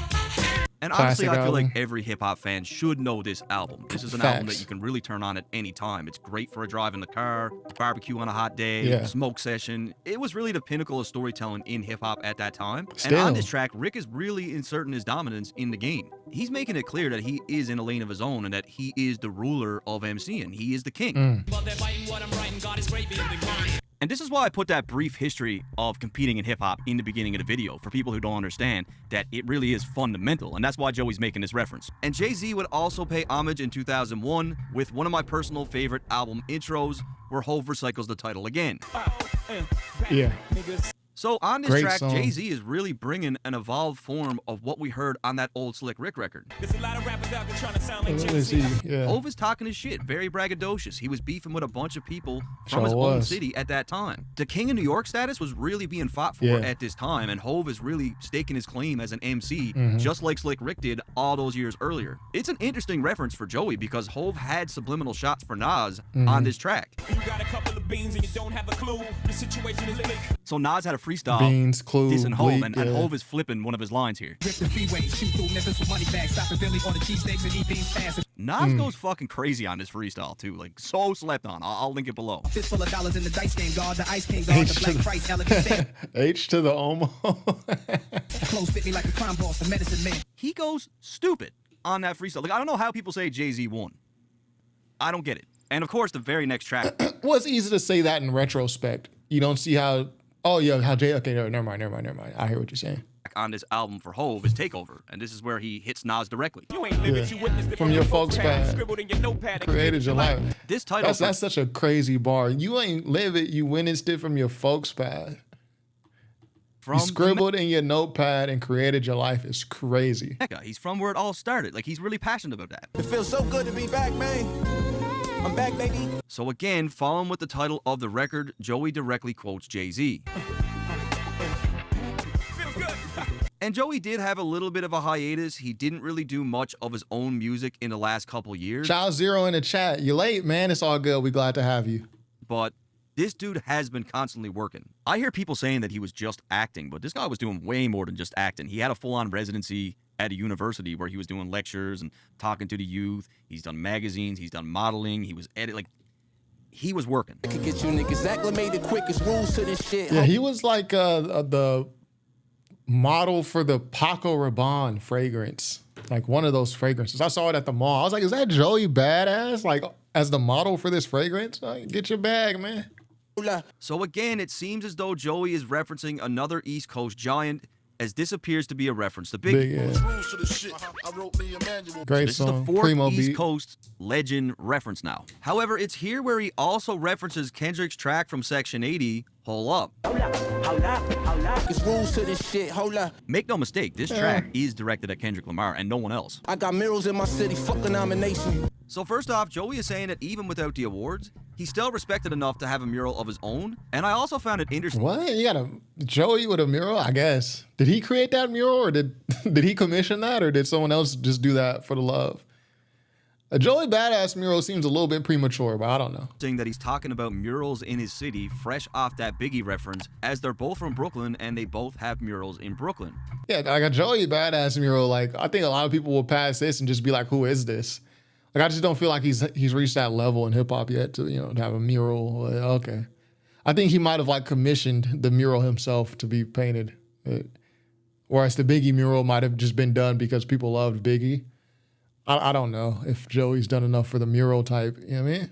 I also think about MF Doom in this case because he was never nominated for any sort of award, but is placed in such high regard within the culture. And just think about it, who else said there's rules to this shit? There's rules to this shit, fools didn't care. Doom Everybody is also says one of that. Joey's biggest influences, Yeah. and he also has a mural in Brooklyn. The Doom reference makes the most sense here, as he typically despised corporate hip-hop. He completely personified art over mainstream popularity and what it meant to be an underground hip-hop artist. And MF Doom was just so freaking cool, man. Like MF Doom, let me say y'all, I mean, everyone has seen this. Shout out Bunny. I don't know what happened to her, actually. She usually keeps in touch, but hopefully she's okay over there in Arizona. But she done this artwork, the little MF Doom joint. Everyone seems to like that thing. But yeah, shout out Bunny. And Joey is likely doing this to poke at Kendrick's mainstream industry presence. It's rules to this shit, hold up. I got murals in my city, fuck the nomination. And of course, that's the tie-in to this. Whack the murals out, but it ain't no legends if my legend ends. Yeah. It's here where Kendrick is referencing how one of his murals was vandalized while claiming that if he were gone, there would be no legends left, nobody worth remembering, so therefore, no murals required. And this is the line that I think... The murals out, but it ain't no legends if my legend ends. I did feel like where Kendrick is referencing how one of his murals...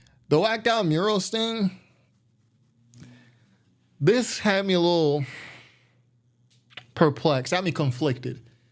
Because on one hand, yeah, you talking your stuff, you talking that talk, you get aggressive, Kendrick.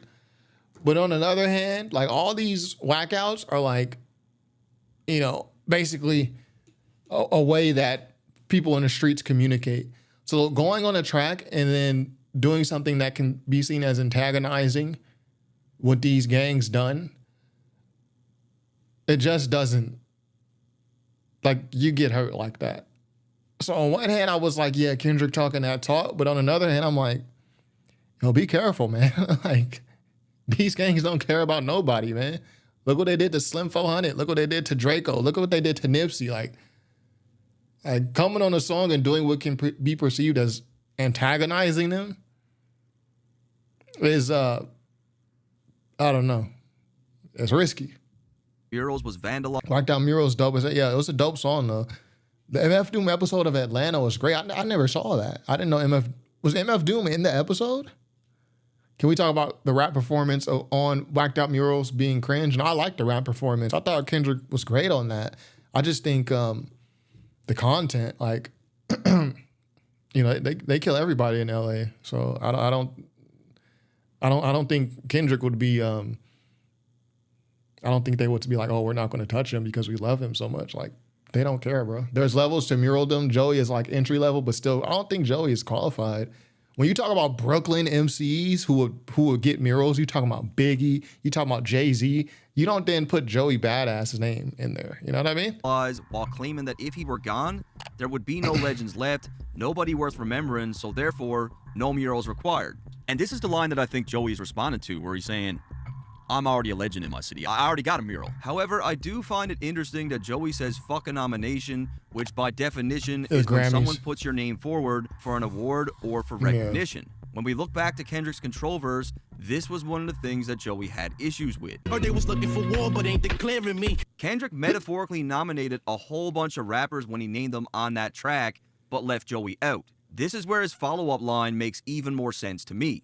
This for every time they left me out the conversation. And what I found even more interesting is that Joey had a very similar line back in 2020, except this time he singles out the Grammys in particular. This is that, who your top 5 conversation, type of rap that, fuck a Grammy nomination. Who's in your top 5 conversation, fuck a Grammy nomination. And that's not the first time he's mentioned the top 5. As a matter of fact, it was just a few months after the beef where he brought it up again. Just a little prediction. I think Joey Badass is going to have a big year in 2025 for music. Yeah, RP Nipsey for sure. All in. I think he's motivated, and I think he's talented enough to make it happen. Yeah, and I think a lot of people a lot of eyes are on Joey Badass because of the 2 tracks that he done that seem to be dissing Kendrick, taking little pot shots. So he's going to have a lot of eyes on his next album. It might end up being his best-selling album. We'll see. I just think he needs to pick better beats. Like, a part of the reason why 1999, the mixtape, is so beloved is because there were some classic beats. There's some classic MF Doom beats on there, like World Domination and Illuminati. Pretty sure Illuminati was, that was an MF Doom beat. Or Doom rapped over it. Like, Joey's got to get some better beats. I'm back by popular demand and world domination. Joey makes a reference to another East Coast legend here, this time the Curtis Blow's album, Backed by Popular Demand. There's also the fact that the phrase backed by popular demand has been used by Joey multiple times over the years. Back by popular demand, I'm back by popular demand and on that time. And then we've got the reference to World Domination, which is another track from Joey. Yeah. But if you weren't convinced with my MF Doom reference from didn't I literally just say this? Yeah, World Domination, that's an MF Doom beat. That's an MF Doom. I don't think he rapped on it, though. It's an MF. It was on the MF Doom album, but I don't think Doom actually rapped on it. 2 bars earlier, guess who produced this track? His whole career is dedicated to repping the East Coast, fully. And if we're gonna talk about Joey being backed by popular demand and world domination, what do you think Kendrick has been doing? The face of hip-hop right now, the king I remember asking why Kendrick would bring any attention to Mural being whacked out. How's that smart? Yeah, that's what I'm saying. Like, that's what I'm saying. Like, why even bring attention to it, bro? Like, it seems like he's trying to me, when I first heard it, I like the energy, but I'm like, on the second hand, I'm like, it just seems like you're trying to antagonize the people. And obviously, people are going to show the mural that was whacked out. People who know how to read graffiti and all that can clearly see who did it, or the group that's responsible. So I'm just like, why even... You have to perform here, man. I don't get it, though. It just seemed like short-sighted for me. But anyways, where we at? He needs to stop working with whack. Conductor, I like Conductor Williams. I didn't like those beats. I didn't like Joey on those beats that Conductor gave him, right? But I do like Conductor Williams generally. Hip-hop right now is not from the East Coast. He is from Compton. The run that Kendrick's been on, the dominance, this seems to be one of the biggest motivations for Joey. The East Coast needs someone to step up. So, like, that's like the popular demand on that side. Like, someone got to take a hold of this thing. I'm finna bomb on niggas playing special with my... Yeah, but no one from the East Coast was like, oh, Kendrick is killing it. Why don't we have anybody? We need to call on Joey Badass. No one was thinking that. Joey is smart, but he's forcing himself in these conversations. He keeps saying he's backed by popular demand. No one was like, yo, Joey, we need you to speak up for the East Coast. Like he's forcing himself in there. Vacation. So again, Joey was on a bit of a hiatus. He was on a little bit of a vacation from music, but now he's back dropping bombs. Randy and Bruce said, y'all ain't getting the metaphor and mural being whacked out. You think the person who tagged that mural, the group who tagged that mural, is thinking about metaphors and all this? No, they're thinking about, I tagged it. They keep repainting it. I keep tagging it. And now I'm being antagonized on the song. Hopefully they're not thinking that. But you really think they'd be like, oh, the metaphor, he's a metaphor. And, no.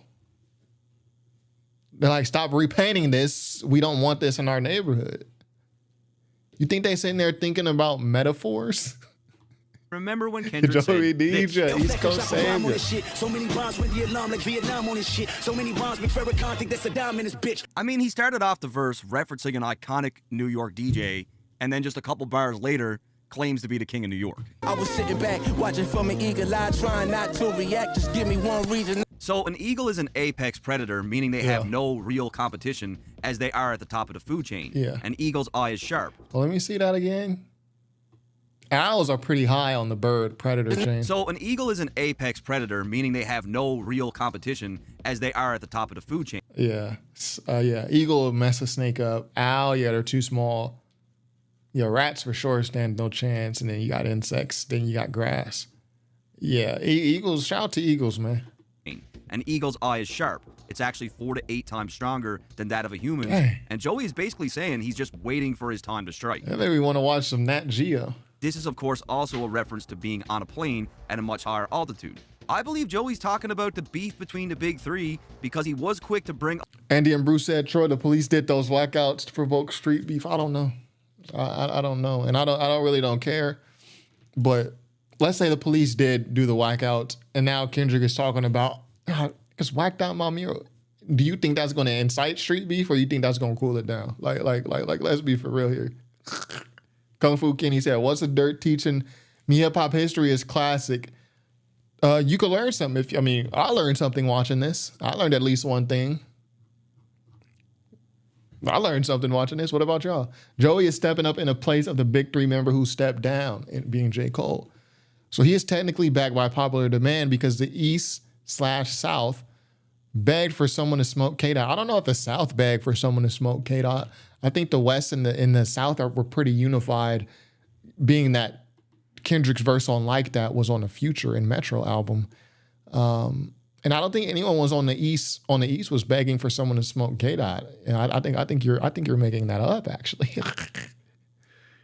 Yeah, the Eagle Challenge is crazy. And they're crepuscular. What does that mean? Crepuscular. Up his control response that Kendrick seemingly ignored. It sounds like Joey was doing everything in his power to hold back from jumping in on that beef. He's been saying this for a while. Like, I think he's itching to go at it with someone in like a top spot. Too much in a top spot. That's the thing. Joey has never been the guy. There's plenty of people that Joey can go at. He can go at Ray Vaughn, who was screaming over the Heart Part 6, which sounded horrible, actually. The Ray Vaughn Heart Part 6 joint. He's screaming over a chill beat. But anyways, Joey could go at him. Joey could go at Daylight. This doesn't make sense for Joey to do that, though, to go at someone lesser than you. He only wants to go at the top guys because it helps him. It helps him. It doesn't make sense to go at someone smaller than you. Like you got to get your bag up first, then we can have the talk. But I'm going to go at the people that's bigger than me. You know what I mean? Yeah, not nocturnal. They're active during dusk and dawn. Yeah, you making me want to watch some Planet Earth right now. Yeah, there's levels. Can't skip the line, right? Yeah, you can't skip that line, man. Joey should just sign up for URL or Smack at this point. He won't because Joey's a diamond selling artist. But it was a Post Malone song that went diamond. But he's above those guys. He only wants the top guys. So that's why I said it's clout chasing. Dick licking. So again, we got Joey referencing Jay-Z as he had the exact same words 22 back in twos. '96 on Reasonable Doubt. Too much West Coast dick licking. It was just 1 year prior where Pac pumped out hits like Dear Mama, So Many Tears, and Temptations. Shed so many the West Coast tears. also had big-time smashes like I Got 5 on It and Gangsta's Paradise. Then in '96, Pac left that jail cell and in just 2 weeks recorded All Eyes on Me, which gave us California Love, How Do You Want It, I Ain't Mad at You, two of America's Most Wanted. Keep going. That is keep a going. lot of hits from one person in a very short time span. Death Row brought a whole new energy to the West Coast, and now every magazine had Pac's face. Shout out Auto Ghost in the chat. Thank you for joining. Late to the stream. Astaghfirullah. Yeah, shout out you, man. And assalamu alaikum. On it. In the case of Hove, he wasn't even Jay-Z yet. Reasonable Doubt didn't pop until like a year later. Just like Joey, Hove was an underground artist representing Brooklyn. So there's some parallels, right? They're both from Brooklyn, and they're both staring at this West Coast buzz. Like it's right in their faces. Now, as far as the West Coast, if we're going to talk about... It's really called jealousy. Even when Jay-Z said it, y'all know Jay-Z, my favorite rapper, it was just jealousy. too much West Coast licking. Like, why do you care? Drop your music and sell it. Like why you mad? Cause why you mad? Cause we having a little moment. Like, yo, that's jealousy. Out here, we don't look at New York like that. We don't even think about New York like that. Like, oh, these New York teams, they keep winning. This New York rapper, he's too popular. Bro, we don't care. And we don't want to live out there. It's cold. It's cold in New York, man. We snowing and all that. It don't snow out here. It snows in some part of California. A lot of parts, actually. Tahoe, Lake Arrowhead. But, yeah, we're living... LA lives, California be living in certain New Yorkers' heads rent-free. Yo, man, it's cool. We're not opponents. Praise, Schoolboy Q, Tyler, the Creator, and Kendrick all had projects that made it on the top of most lists for 2024. GNX had a lot of West Coast representation, and some of those tracks performed really well. We also can't forget Doechii, who isn't from the West Coast, but she is a TDE prodigy, and she got a lot of love too. I'm hearing niggas throwing rocks, really ain't shit sticking. This could be in reference to Drake and how anything he dished out towards Kendrick seemed to just bounce right off him. Literally nothing that Drake levied against Kendrick stuck. Nothing. This that black Air Force energy coming out your speaker. Yeah, No Lies Told. Queens native. So she's from what, Queens? It's Queensbridge, and it's Queens and Queensbridge, the same thing. Queens and Queensbridge. Because I'll be hearing the rappers say like Queens and they be saying Queensbridge. Are they the same? But she says, No Lies Told, it's a New York thing. I don't know why they're like that, but it's a part of the culture out here. I don't get it either. We don't just be, on the West, we don't be sitting here thinking about like what's happening over there. Or, oh, this person's from over there and they're getting too much love. I don't know. Oh yeah, Queens and Queensbridge are the same? Okay, yeah. Thanks for the clarification. As we progress into the verse, it only becomes more obvious. Joey references Kendrick's untitled track, which many labeled Watch the Party Die. Queensbridge is in Queens? This was a track that had a pair of heavily worn black Air Force Ones. Doechii from Queens? No, Doechii's like from Florida or something. That's why there's an alligator on her. The Jamaica is in Queens, yeah. Yeah, that's where 50 Cent's from, right? Hollis. Isn't somebody in Run DMC from Hollis? How many times he say the N-word? He didn't say N-word at all. Yeah, Doechii's from Florida. That's why she has the alligator thing. Kendrick was in with Drake. I'm out to reach your arms too short to block the Elohim. In the first line, Joey quotes J. Cole's diss to Kendrick from 7 Minute Drill. Your arms might be too short to I think that's a However, Biggie he line. also references the word Elohim, which we heard from Kendrick on 616 in LA. Yeah, we did. Look, stop trying to dress it up and change the narrative. Joey Badass wants the smoke with Kendrick. I stand tall in this rap. I don't even think he wants to smoke. I just think he wanted to clout chase. I think Joey might have even been the type to be like, yo, I'm gonna drop a. He might have told Kendrick, yo, I got a song. It's gonna ruffle some feathers, but no disrespect, bro. It's all love. Like that's probably what he did, and he dropped the song. It's really clout chasing. I don't think he wants smoke with Kendrick. He just wants attention for whatever project he has coming up. Thing like Yao Ming and won't stop till the crowd sing when I'm crowned king. So again, extremely obvious who Joey's talking about here.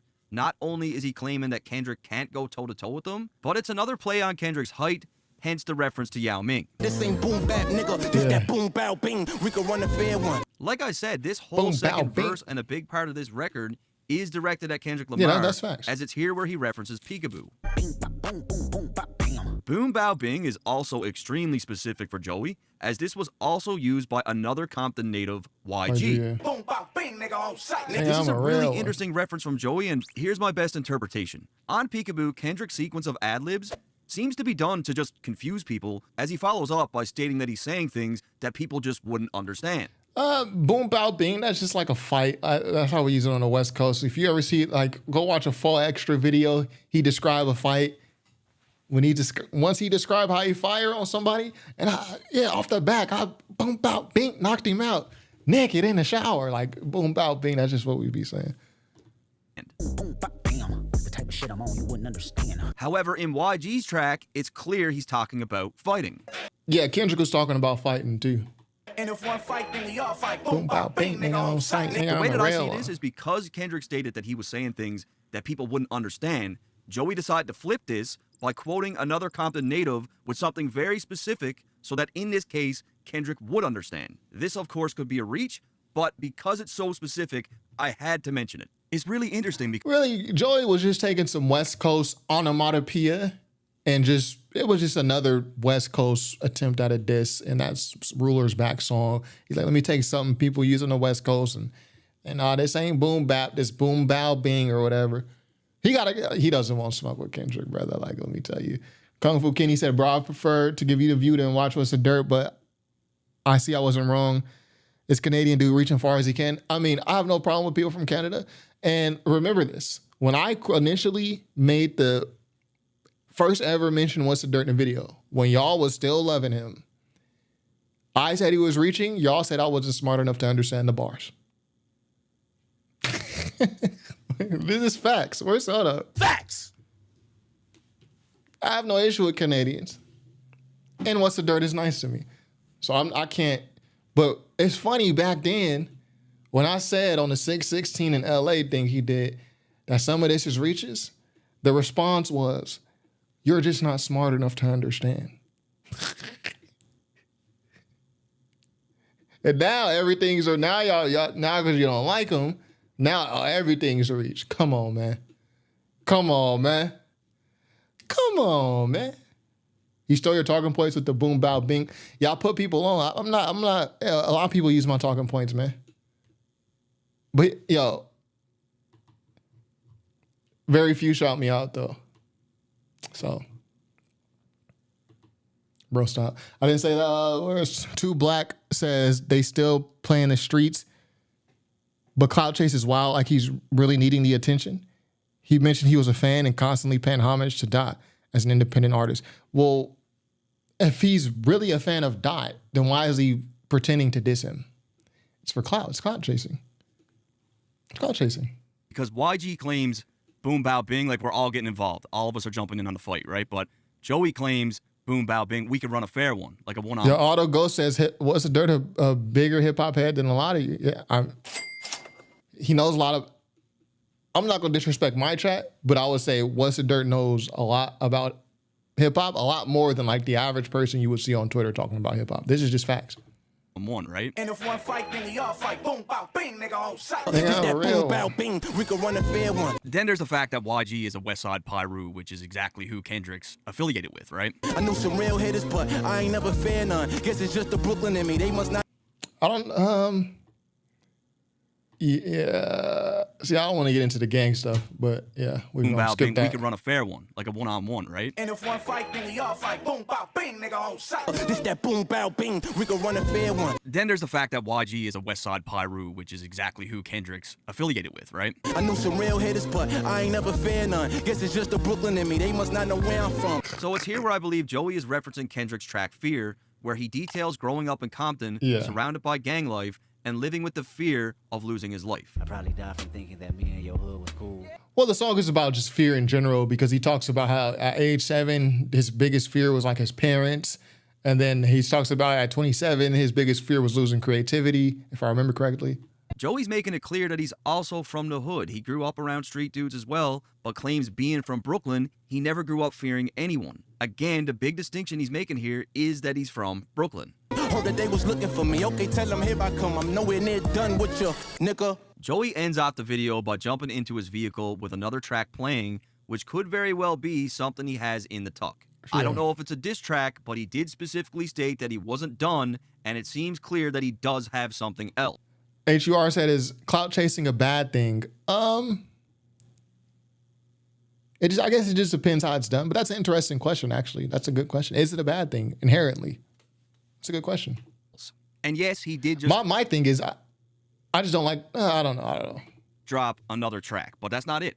He's just playing around. He's waiting for Kendrick. Now, as far as the visuals in this video, it's pretty obvious that Joey is mocking Kendrick's dance from the pop-out. More or less saying, okay, come dance with me. Try me. Now, a big question for a lot of people is... that's not what he wants to do. Why is Joey doing this? Well, it's pretty obvious. Clout. Yeah, Furious top 10, K-Dot, yeah. And Duckworth. That's a great song. Is that he wanted to smoke over a decade ago, and he even brought up his control response at the height of the beef. Kendrick is that guy right now. He's feeling himself heavy. The energy that he came with on GNX says it all. This track from Joey references Nas, Jay-Z, MF Doom, Biggie, Slick Rick, Curtis Blow, a bunch of East Coast legends. Joey is from the Mecca, and the brief history I showed on battling and competition in hip-hop is very important to him. Now, the next thing is, will Kendrick respond? All right, so I've been seeing... No. Yo, if Lupe Fiasco doesn't get a response out of Kendrick, and Lupe is like Kendrick's biggest hater. You be pretending he not hating? Lupe, I'll mess with you. But come on, man. If Lupe don't get a response, and Lupe was a way more successful solo artist than Joey Badass, then Joey's not going to get a response. Like, be for real. Go beef with Rayvon, bro. Work your way up. You don't start the game and go straight to the final boss. You need to level up, get your skill tree, unlock those points in the skill tree, use your perks. Then you can face the final boss. Joey, you want to beef with somebody? Go beef with Rayvon. Then go beef with whoever else made a response. Then once you defeat them, you can go to Kendrick. People claim there's no way Kendrick's responding. I think they're wrong. I think they're 100% wrong. I'll die on the hill right now. Kendrick will respond to this in some way. There's no fucking way he's going to stay quiet and not address this. He will have, at a minimum, a subliminal. And sometimes that's all it takes. Maybe Joey will fire on him again. I hear people saying that Joey is not on Kendrick's level. I disagree. If we're talking about lyricism, if we're talking about MCing, he's 100% on Kendrick's level. And if it's not about... Yeah, just lyrically, yeah. Joey, if you talking just lyrically. But in terms of a whole rapper... No, Joey's not on that level. Like, even I would say songwriting, he's not. I don't think Joey has proven that. Joey is great. He's a good artist. He's really good. He's great. But Kendrick is a different tier. Kendrick is S tier. Kendrick is like top 5 all time in hip hop history. He's like top 5. Even before the whole Drake thing, he's been top 5. Like since like the Pimp a Butterfly era. Joey is not top 5. He's not top 10. He's not top 20. He's not top 30. 30 to 50, I think then you could probably start talking about Joey. But even top 30, like Joey's not top 30. He's like in between 30 and 50, if not more. Kendrick is top 5, 10 at the absolute most. So it's different tiers to this. Yeah, Lupe was hating. Yeah, I'm going to do a video on Lupe and why he hates Kendrick. I can't tell you why he hates him. I've done videos on it before, but we're going to do something comprehensive. But Lupe, like, got an issue with Kendrick, and he pretends to not have an issue. Rayvon chased Joey all over Long Beach with a belt. Yeah, that song was not good, bro. That Rayvon Heart Part 6 joint was not good. I'm not going to lie to you. But shout out to Rayvon, though. I think, let me finish this and I'll get to the chat. We're going to finish the video. And it's not about who's the bigger artist, and it's really about the art. He should respond because he respects Joey, and he will. You know, I really want to show the history of battling in the beginning briefly, and just show how competitive hip-hop is. But I also want to show people the similarities between these two artists and what they represent, because I think that's important for context. These guys are cool with each other, but this is hip-hop. Yeah, there you go. That was What's Dirt. Kendrick versus Joey at 100% full story. If you're still rocking with it, salute to you. Shout out to my chat. Shout out to my lurkers. Hey, lurkers, we don't got to post in the chat. It's fine. All we ask you to do is like the video, subscribe, and that's it. So we're going to get to this. We're going to read this chat. Then we're going to send y'all on y'all merry way. So if you got something to say, even the haters, put it in there. Put it in the chat. We're going to read the chat. Then we're going to be out.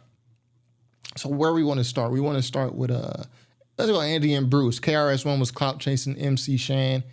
Then he won.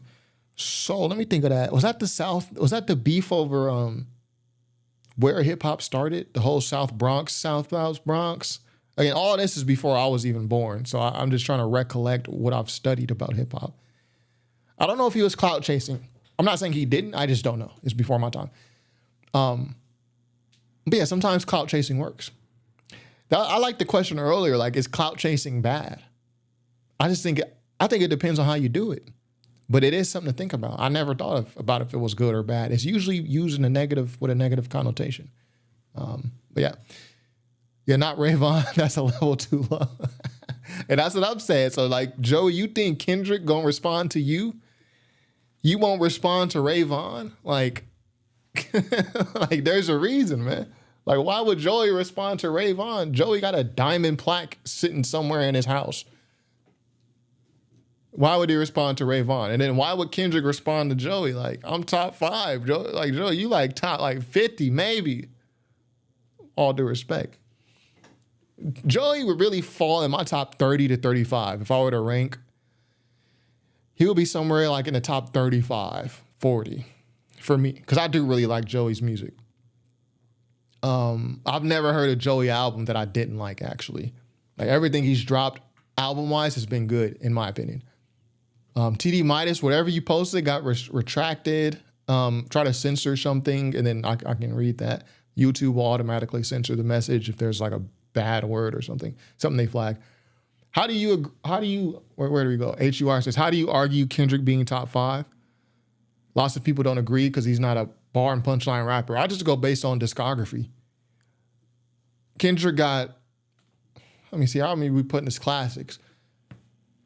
Do we think GNX is going to be a classic album? I think it's going to be a classic album just based on the year that Kendrick had. So GNX, we got to put that with classic album. Then we got to go Good Kid, Mad City. Then we got to go To Pimp a Butterfly. So Kendrick got 3 classic albums. At the very least, 2. Like, if you don't include GNX, you got to include To Pimp a Butterfly. So there's only a few rappers that have 3 classic albums. That will be my argument. Kendrick has 3 classic albums, and you can't name like 10 rappers with 3 classic albums. It's very few, far and few between. You could really say he's got more than that, but to say the least, Kendrick got at least 2 or 3 classics. There's rappers who don't have 1, like Busta Rhymes, don't got a classic album. Fat Joe, Fabulous, I don't know, Fabulous, he got classic mixtapes. Indian Bruce says, commercially, Joey is low. Talent-wise, Joey is at least top 10 of New York rappers. See, I don't know. New York's had a lot of great rappers. I don't know if I would put Joey top 10 of all New York rappers ever to exist. I don't know. Like, lyrically, like I don't know. Ain't King Los from New York? Like, there's a lot of people that come before Joey. I'm just saying. What, that was a good diss to Joey? Ray was talking? I don't know. Lyrically, maybe Ray Vaughn said some cool stuff, but his voice don't match the beat. That's my whole issue with it. Like, Heart Part 6 is such a nice, chill song. And then Ray Vaughn is like screaming. What MF Doom say? There's only one beer left. Rappers screaming all in our ears like we're deaf. Like stop yelling, man. Kendrick a better lyricist than Drake, but not on the same level musically. So I don't see the problem. Kendrick is on Drake's level musically. You gotta remember, like, even as a songwriter, and I know Drake has ghostwriters and everything, but Drake has written for people. 30 Hours by Kanye, Unthinkable by Alicia Keys. Kendrick is also a songwriter. Like, Kendrick is writing some of Schoolboy Q stuff. He's writing some of J-Rock stuff. Then he has to go and write his own stuff. Kendrick is on the same level musically as Drake. I would say he's higher. Because I don't know about Kendrick having ghostwriters. Now, if it comes out that Kendrick don't write his own rhymes, then we can have that conversation. Con says, how is Kendrick top 5? Pac, Biggie, Nas, Jay-Z, M. Andre 3000. See, I don't see when people put Andre 3000 in top 10s and top 5s, and that, like, how you put Andre 3000 but you don't put Big Boy? Like, Andre 3000 is not markedly better than Big Boy. Like Andre 3000 wasn't washing Big Boy is right there with Andre 3000. So when people put Andre 3000 in the top 10 and then don't have Big Boy, it just don't make sense to me. Lupe, Kanye, Doom. Most Def don't got enough albums to go with Kendrick. Common has, okay, whatever, but Common is not like, he's not the songwriter that Kendrick is. Common's best album is B, in my opinion, which is large in part due to the Kanye beats and the Kanye song structuring. And you put Drake in there. Who we removing? Well, Pac and Biggie don't got enough albums. Andre 3000 is not in there, like, unless you're going to put Big Boy too. Kendrick, his discography, Kendrick and Lupe are in my top 5, so I can't argue with that. I got Jay-Z, I probably got Nas, and then I'll have to think about my 5th, who I'll put there in 5, and we definitely removing Drake. Sway says, where do you rank Lupe? Lupe is like top 3. for me, if I'm talking favorites, I got Jay-Z, I got Kendrick, I got Lupe. I got Pac, I got Nas. That's my 5. Jay-Z, Kendrick, Lupe, Pac, Nas, in no particular order. Damn is not a classic. I think a lot of people would say Damn is a classic. You could put that in there. I wasn't crazy about that album, but I know it's like his more commercial album that a lot of people liked from him. Sure. I mean, I'm just not crazy about that album, but I can see why other people will put it as a classic. He had a lot of big hits on that album. Humble, Elements, I get it. E40, Snoop, Dre, Q, Too Short, Eazy-E, Ab-Soul, all better West Coast legends. Those are all West Coast legends for sure. But Eazy-E, I wouldn't put in there. He doesn't write his own raps. Ab-Soul, no. We're not gonna act like Mr. Morale is not a classic. To me, it's not a classic album. But again, it's just one of those Kendrick albums. I rank Mr. Morale last in terms of Kendrick albums. It's last. Super chat. Shout out Auto Ghost. Back in the building. Kendrick is easily top 5 in terms of songwriting and discography. Only the likes of Kanye and Jay-Z are comparable. This will be obvious in hindsight. Yeah. Kendrick is on that S tier. I totally agree. Auto Ghost, thank you for the super chat. Kendrick is in that tier. Kanye, Jay-Z, Kendrick. It's few people. You could argue Nas is in there. It's few people, man. And Joey Badass is not anywhere near that tier. Oh, King Los is from Baltimore? Okay. Yeah, I don't know. I thought East Coast, whatever. Section 80 might be, I would put Section 80 as a classic, but as a cult classic, but I would understand why people wouldn't have that there. A lot of people wasn't listening to Kendrick when he dropped Section 80. But Section 80 is my favorite Kendrick album. Yeah, generational. Yeah, I agree. Yeah, Kendrick he's generational. Joey is the Kemba Walker of hip hop. Kemba Walker is a Hoover though. It's all subjective. It's important to consider that when Kendrick took a hiatus, he was working behind the scenes for Baby Keem. Yeah, so like Kendrick, you talking about Kendrick arguably wrote some of Schoolboy Q stuff. That Redemption album by J-Rock, like with the win, and Knock It Off and the Bloodiest, like there's, I don't know. It sounded like Kendrick wrote that to me. Even the title track, Redemption with the Dream. Like, that's Kendrick's flow. J-Rock, oh man. And then he's writing some of Schoolboy Q stuff. Like, Kendrick is a writer on Num Num Juice. I mean, look it up. He's a writer on Num Num Juice. He's writing J-Rock stuff. He's writing Baby Keem stuff. Although Drake would say Baby Keem writes for Kendrick, which is, shut the hell up. I'm saying that. Then he has to go and write his own stuff? Like, come on, man. Yeah, Baby Keem, I don't want to hear him on Kendrick's music, personally. I think Kendrick's work for others far outweighs Drake's work for others. I will have to see everything Drake wrote for people, because Drake has written hits for people. Like, The Unthinkable Joint by Alicia Keys, that was a hit record. He was helping advance his career with all the reference tracks. Conch got his feelings hurt by something during the battle. He's just Drake fan. This is, he's defending his mans, I guess. Drake was writing classics. Conch says Drake was writing classics for Kanye, Alicia Keys, Beyonce. Yeah. And you said Kendrick write for Schoolboy Q. Yeah, that's not, yeah. So I would agree with Conch here. Like, Drake's writing that he's done for others, he's producing hit records for people. Kendrick, Win by J-Rock, I don't know if that was a hit record, but that was a big record. It would have been a hit record if Kendrick would have kept it for himself. But this is what I'm saying. Like, yeah, Drake's is writing hits for people. So, but he's also getting hits written for him. Like that Find Your Love joint, that's a Kanye song. That's straight out of 808s and Heartbreak Sessions. Kanye wrote that and did the beat. Kanye did a couple beats on that Thank Me Later album. So, anyways. Yeah, Black Thought. Black Thought's, he's great, but he's in the S tier lyrically.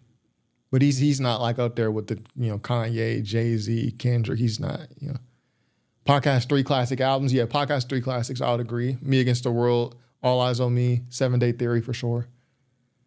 Yeah, Q-Tip, top 5. Yeah, Q-Tip's, I love that last Tribe Called Quest album. I played that so many times. TD Mighty said, respectfully, Lupe never cracking my top 5. You lose points when you hating on the younger generations. Well, don't all old heads hate on the younger generation a little bit? I mean, come on, man. And I don't even know if Lupe is considered, how much older is Lupe than Kendrick? Like, they gotta be like from the same era. I don't think Lupe was hating on the younger generations per se. I think he's just hating on Kendrick. Because Kendrick was a very similar rapper to Lupe. Like that whole Good Kid in a Mad City, that was like the same type of joint like Lupe was on. Like a kind of conscious rapper, but he's not corny, but he's still like a little street. Like that was Lupe's lane before Kendrick came. You said Earl over Lupe. Okay. Earl been in the game since like 09, 010 though. So like Earl got some legs in the game. Yeah, neither Dre nor Easy wrote. Yeah, no, Ice Cube and MC Ren were writing those rhymes on those NWA albums. I know you don't like Mr. Morale. I rank it high out of all his albums from a different generation, though. Yeah, I rank it last in Kendrick albums. It's not a bad album, though. It'll age well because the subject matter is always going to be relevant. Musically, I'm just not messing with it like that, though. But Cole said, I came up in here to take advantage of the ish y'all take for granted. He was right. Joey ain't close to Cole, let alone K-Dot. Yeah, Joey's not even... And Cole is not on that S tier with like Kendrick and Jay-Z. J. Cole doesn't have like the album strength. Like in terms of albums, I don't even know if J. Cole has an album that people would form a consensus on that's classic. I think the closest thing he has is the warm-up mixtape and then the Friday Night Lights mixtape. But even J. Cole is not on. So I agree with you right there, Young Rebel. Like Joey's not even on Cole's level. And Cole's not on Kendrick's level. D- said, finding how much K-Dot writes for TDE made me drop everyone there a rap tier. yeah, he wrote, J-Rock stuff. Where are we at in the chat? Daylight, sometimes YouTube refreshes my chat and I have to scroll all the way back to see where I was. Daylight and Joey and CJ trading shots is interesting because Ab-Soul is homies with all of them. That's why I think it's kind of like clout chasing by Joey. I mean, him and Ab-Soul, from What's the Dirt said in his video, him and Ab-Soul have matching tattoos. You think he's going to take shots at Kendrick when he got matching tattoos with Ab-Soul without telling the camp, like, yo, I got something coming, but don't take it offensively? Like, come on, man. Like, yeah, I wasn't aware of all the songs he wrote, yeah? Yeah, I knew he wrote for Beyonce, yeah. Drake has written for a lot of people and hit records, too. Drake had done more for other people than K-Dot. I don't know. I think a lot of people don't even realize how much Kendrick was writing for TDE. So I can't say. Drake's done more, but K-Dot has also written for people. But Drake has written more hits for people. Yeah, got J-Rock a Grammy with King's Dead, right? Like, listen to Money Trees. People be like, oh yeah, J-Rock watched Kendrick on Money Trees. Man, I bet money Kendrick wrote that verse. Bacon soda, YOLO whipping. Ain't no turkey on Thanksgiving. Like, that's Kendrick flow. So Kendrick watched himself? Go on, man. Hey, I never want to hear nobody say J-Rock watched Kendrick on Money Trees. When Kendrick probably wrote that verse. Like, be for real, though. Queen's Native said, not gonna lie, that might be Drake's niche. Write and sit down for a minute, then pop out. Yeah, he needs to just take some time. But I haven't listened to a Drake album since 2020. The next one he drops, not the Party joint, but the one after that, his solo album. Because Party Next Door just, he's so boring. His music is so boring to me. But the next one, the next Drake solo album, I'm gonna listen to that. Because I want to see what he got to say. Because he just been at home going through his motions. I want to hear what he got to say on that next one. HUR said, you got Rock Marcy above I know that question. No, and I like Rock Marcy, but it ain't no comparison. Kanye did beats and wrote for Jay-Z. I don't know if Kanye, you can say Kanye wrote for Jay-Z. I've seen that Lucifer studio footage. You talking about the bridge? Man, I'm trying to get my soul. Yo, Conch, you could probably fool people who don't know like exactly what you're talking about. Because you say things that are truth, Like if someone hadn't seen the Lucifer studio footage, but I've seen that. You talking about the bridge, man. I'm trying to get my soul right. I'm trying to get it. But Kanye didn't write, I bless y'all all with the holy water. And from the heckler, Koch order. Like Kanye don't even rap like that, man. Kanye be having raps written for him. So he damn sure ain't writing for Jay-Z. You talking about a bridge or a hook.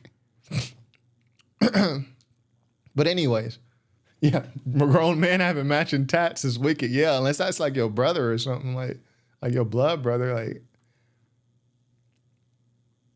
yeah, Kendrick verse on Conrad Tokyo. Oh yeah, off that Tribe album. Yep. That makes me want to listen to that album again. Yeah, Lil Yachty wrote for Drake. Like what? Like to get Lil Yachty to write raps for you is crazy. Like okay, whatever. Hiring Lil Yachty as a songwriter is just crazy work, man. Like, what? But I can't bring myself to believe J-Rock didn't write that. Yeah, there's like a song on that same album where J-Rock is talking about like the motorcycle accident he had. And there is a reference track where Kendrick is rapping that song. So even a super personal song, like J-Rock didn't even write that. Like, one day, maybe I'll do a video on that too. I think Kendrick wrote half that album, that Redemption album. And even like older J-Rock songs I go back to and listen to, like Gumbo. Man, that's Kendrick, man. That's Kendrick, man. Kendrick called it a diss track against No Name after she called him out.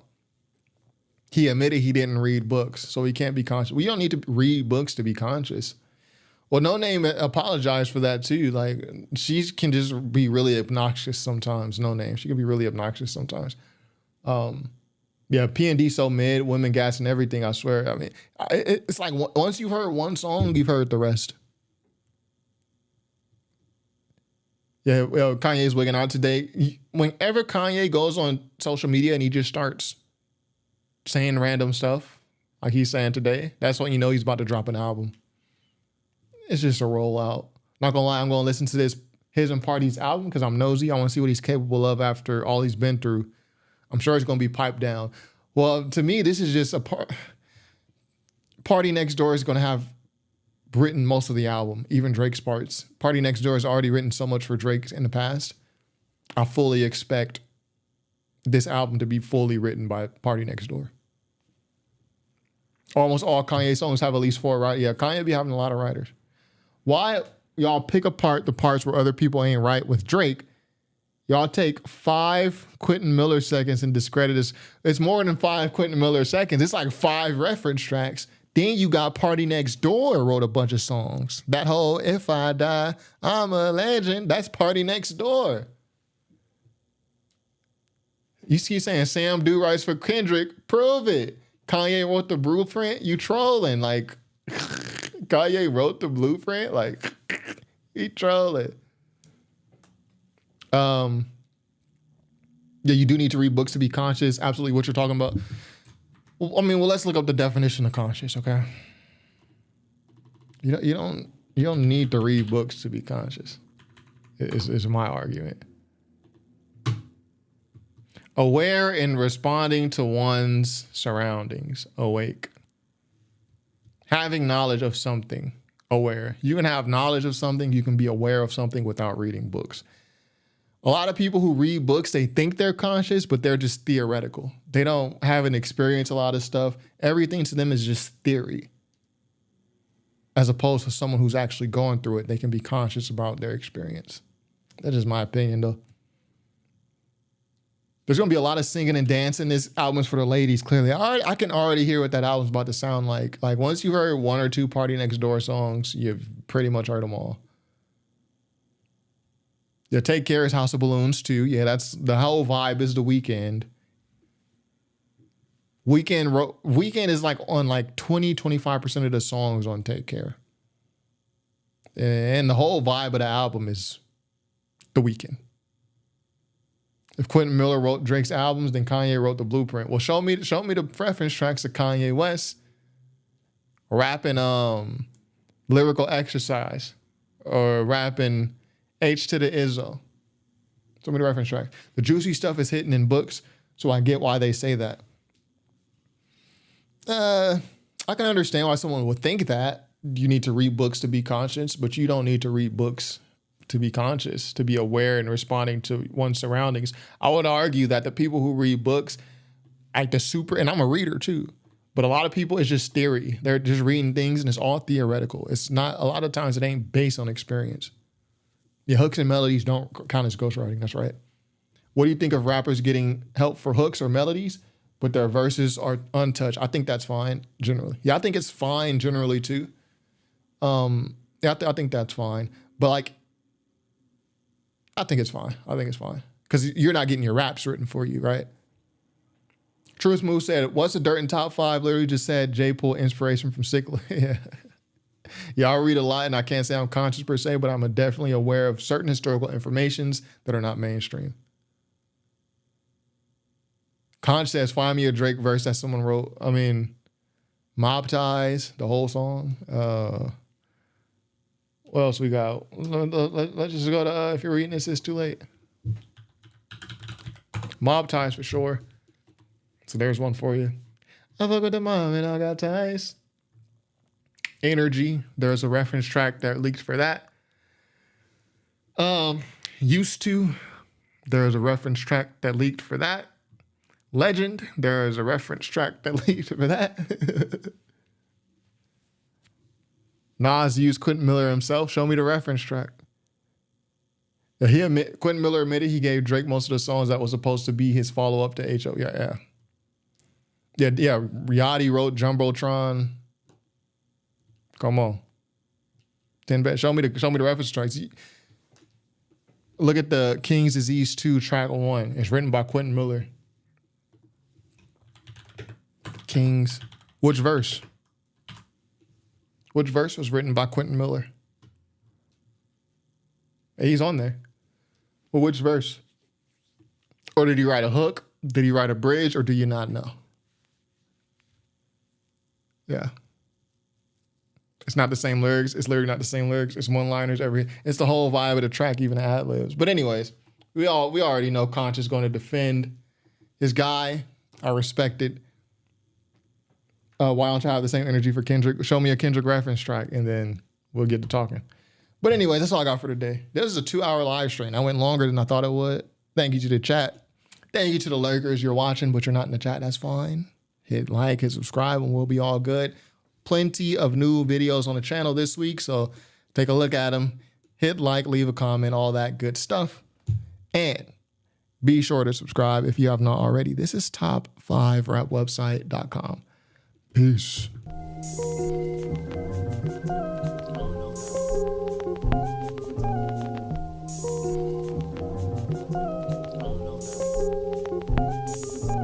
Oh, gee.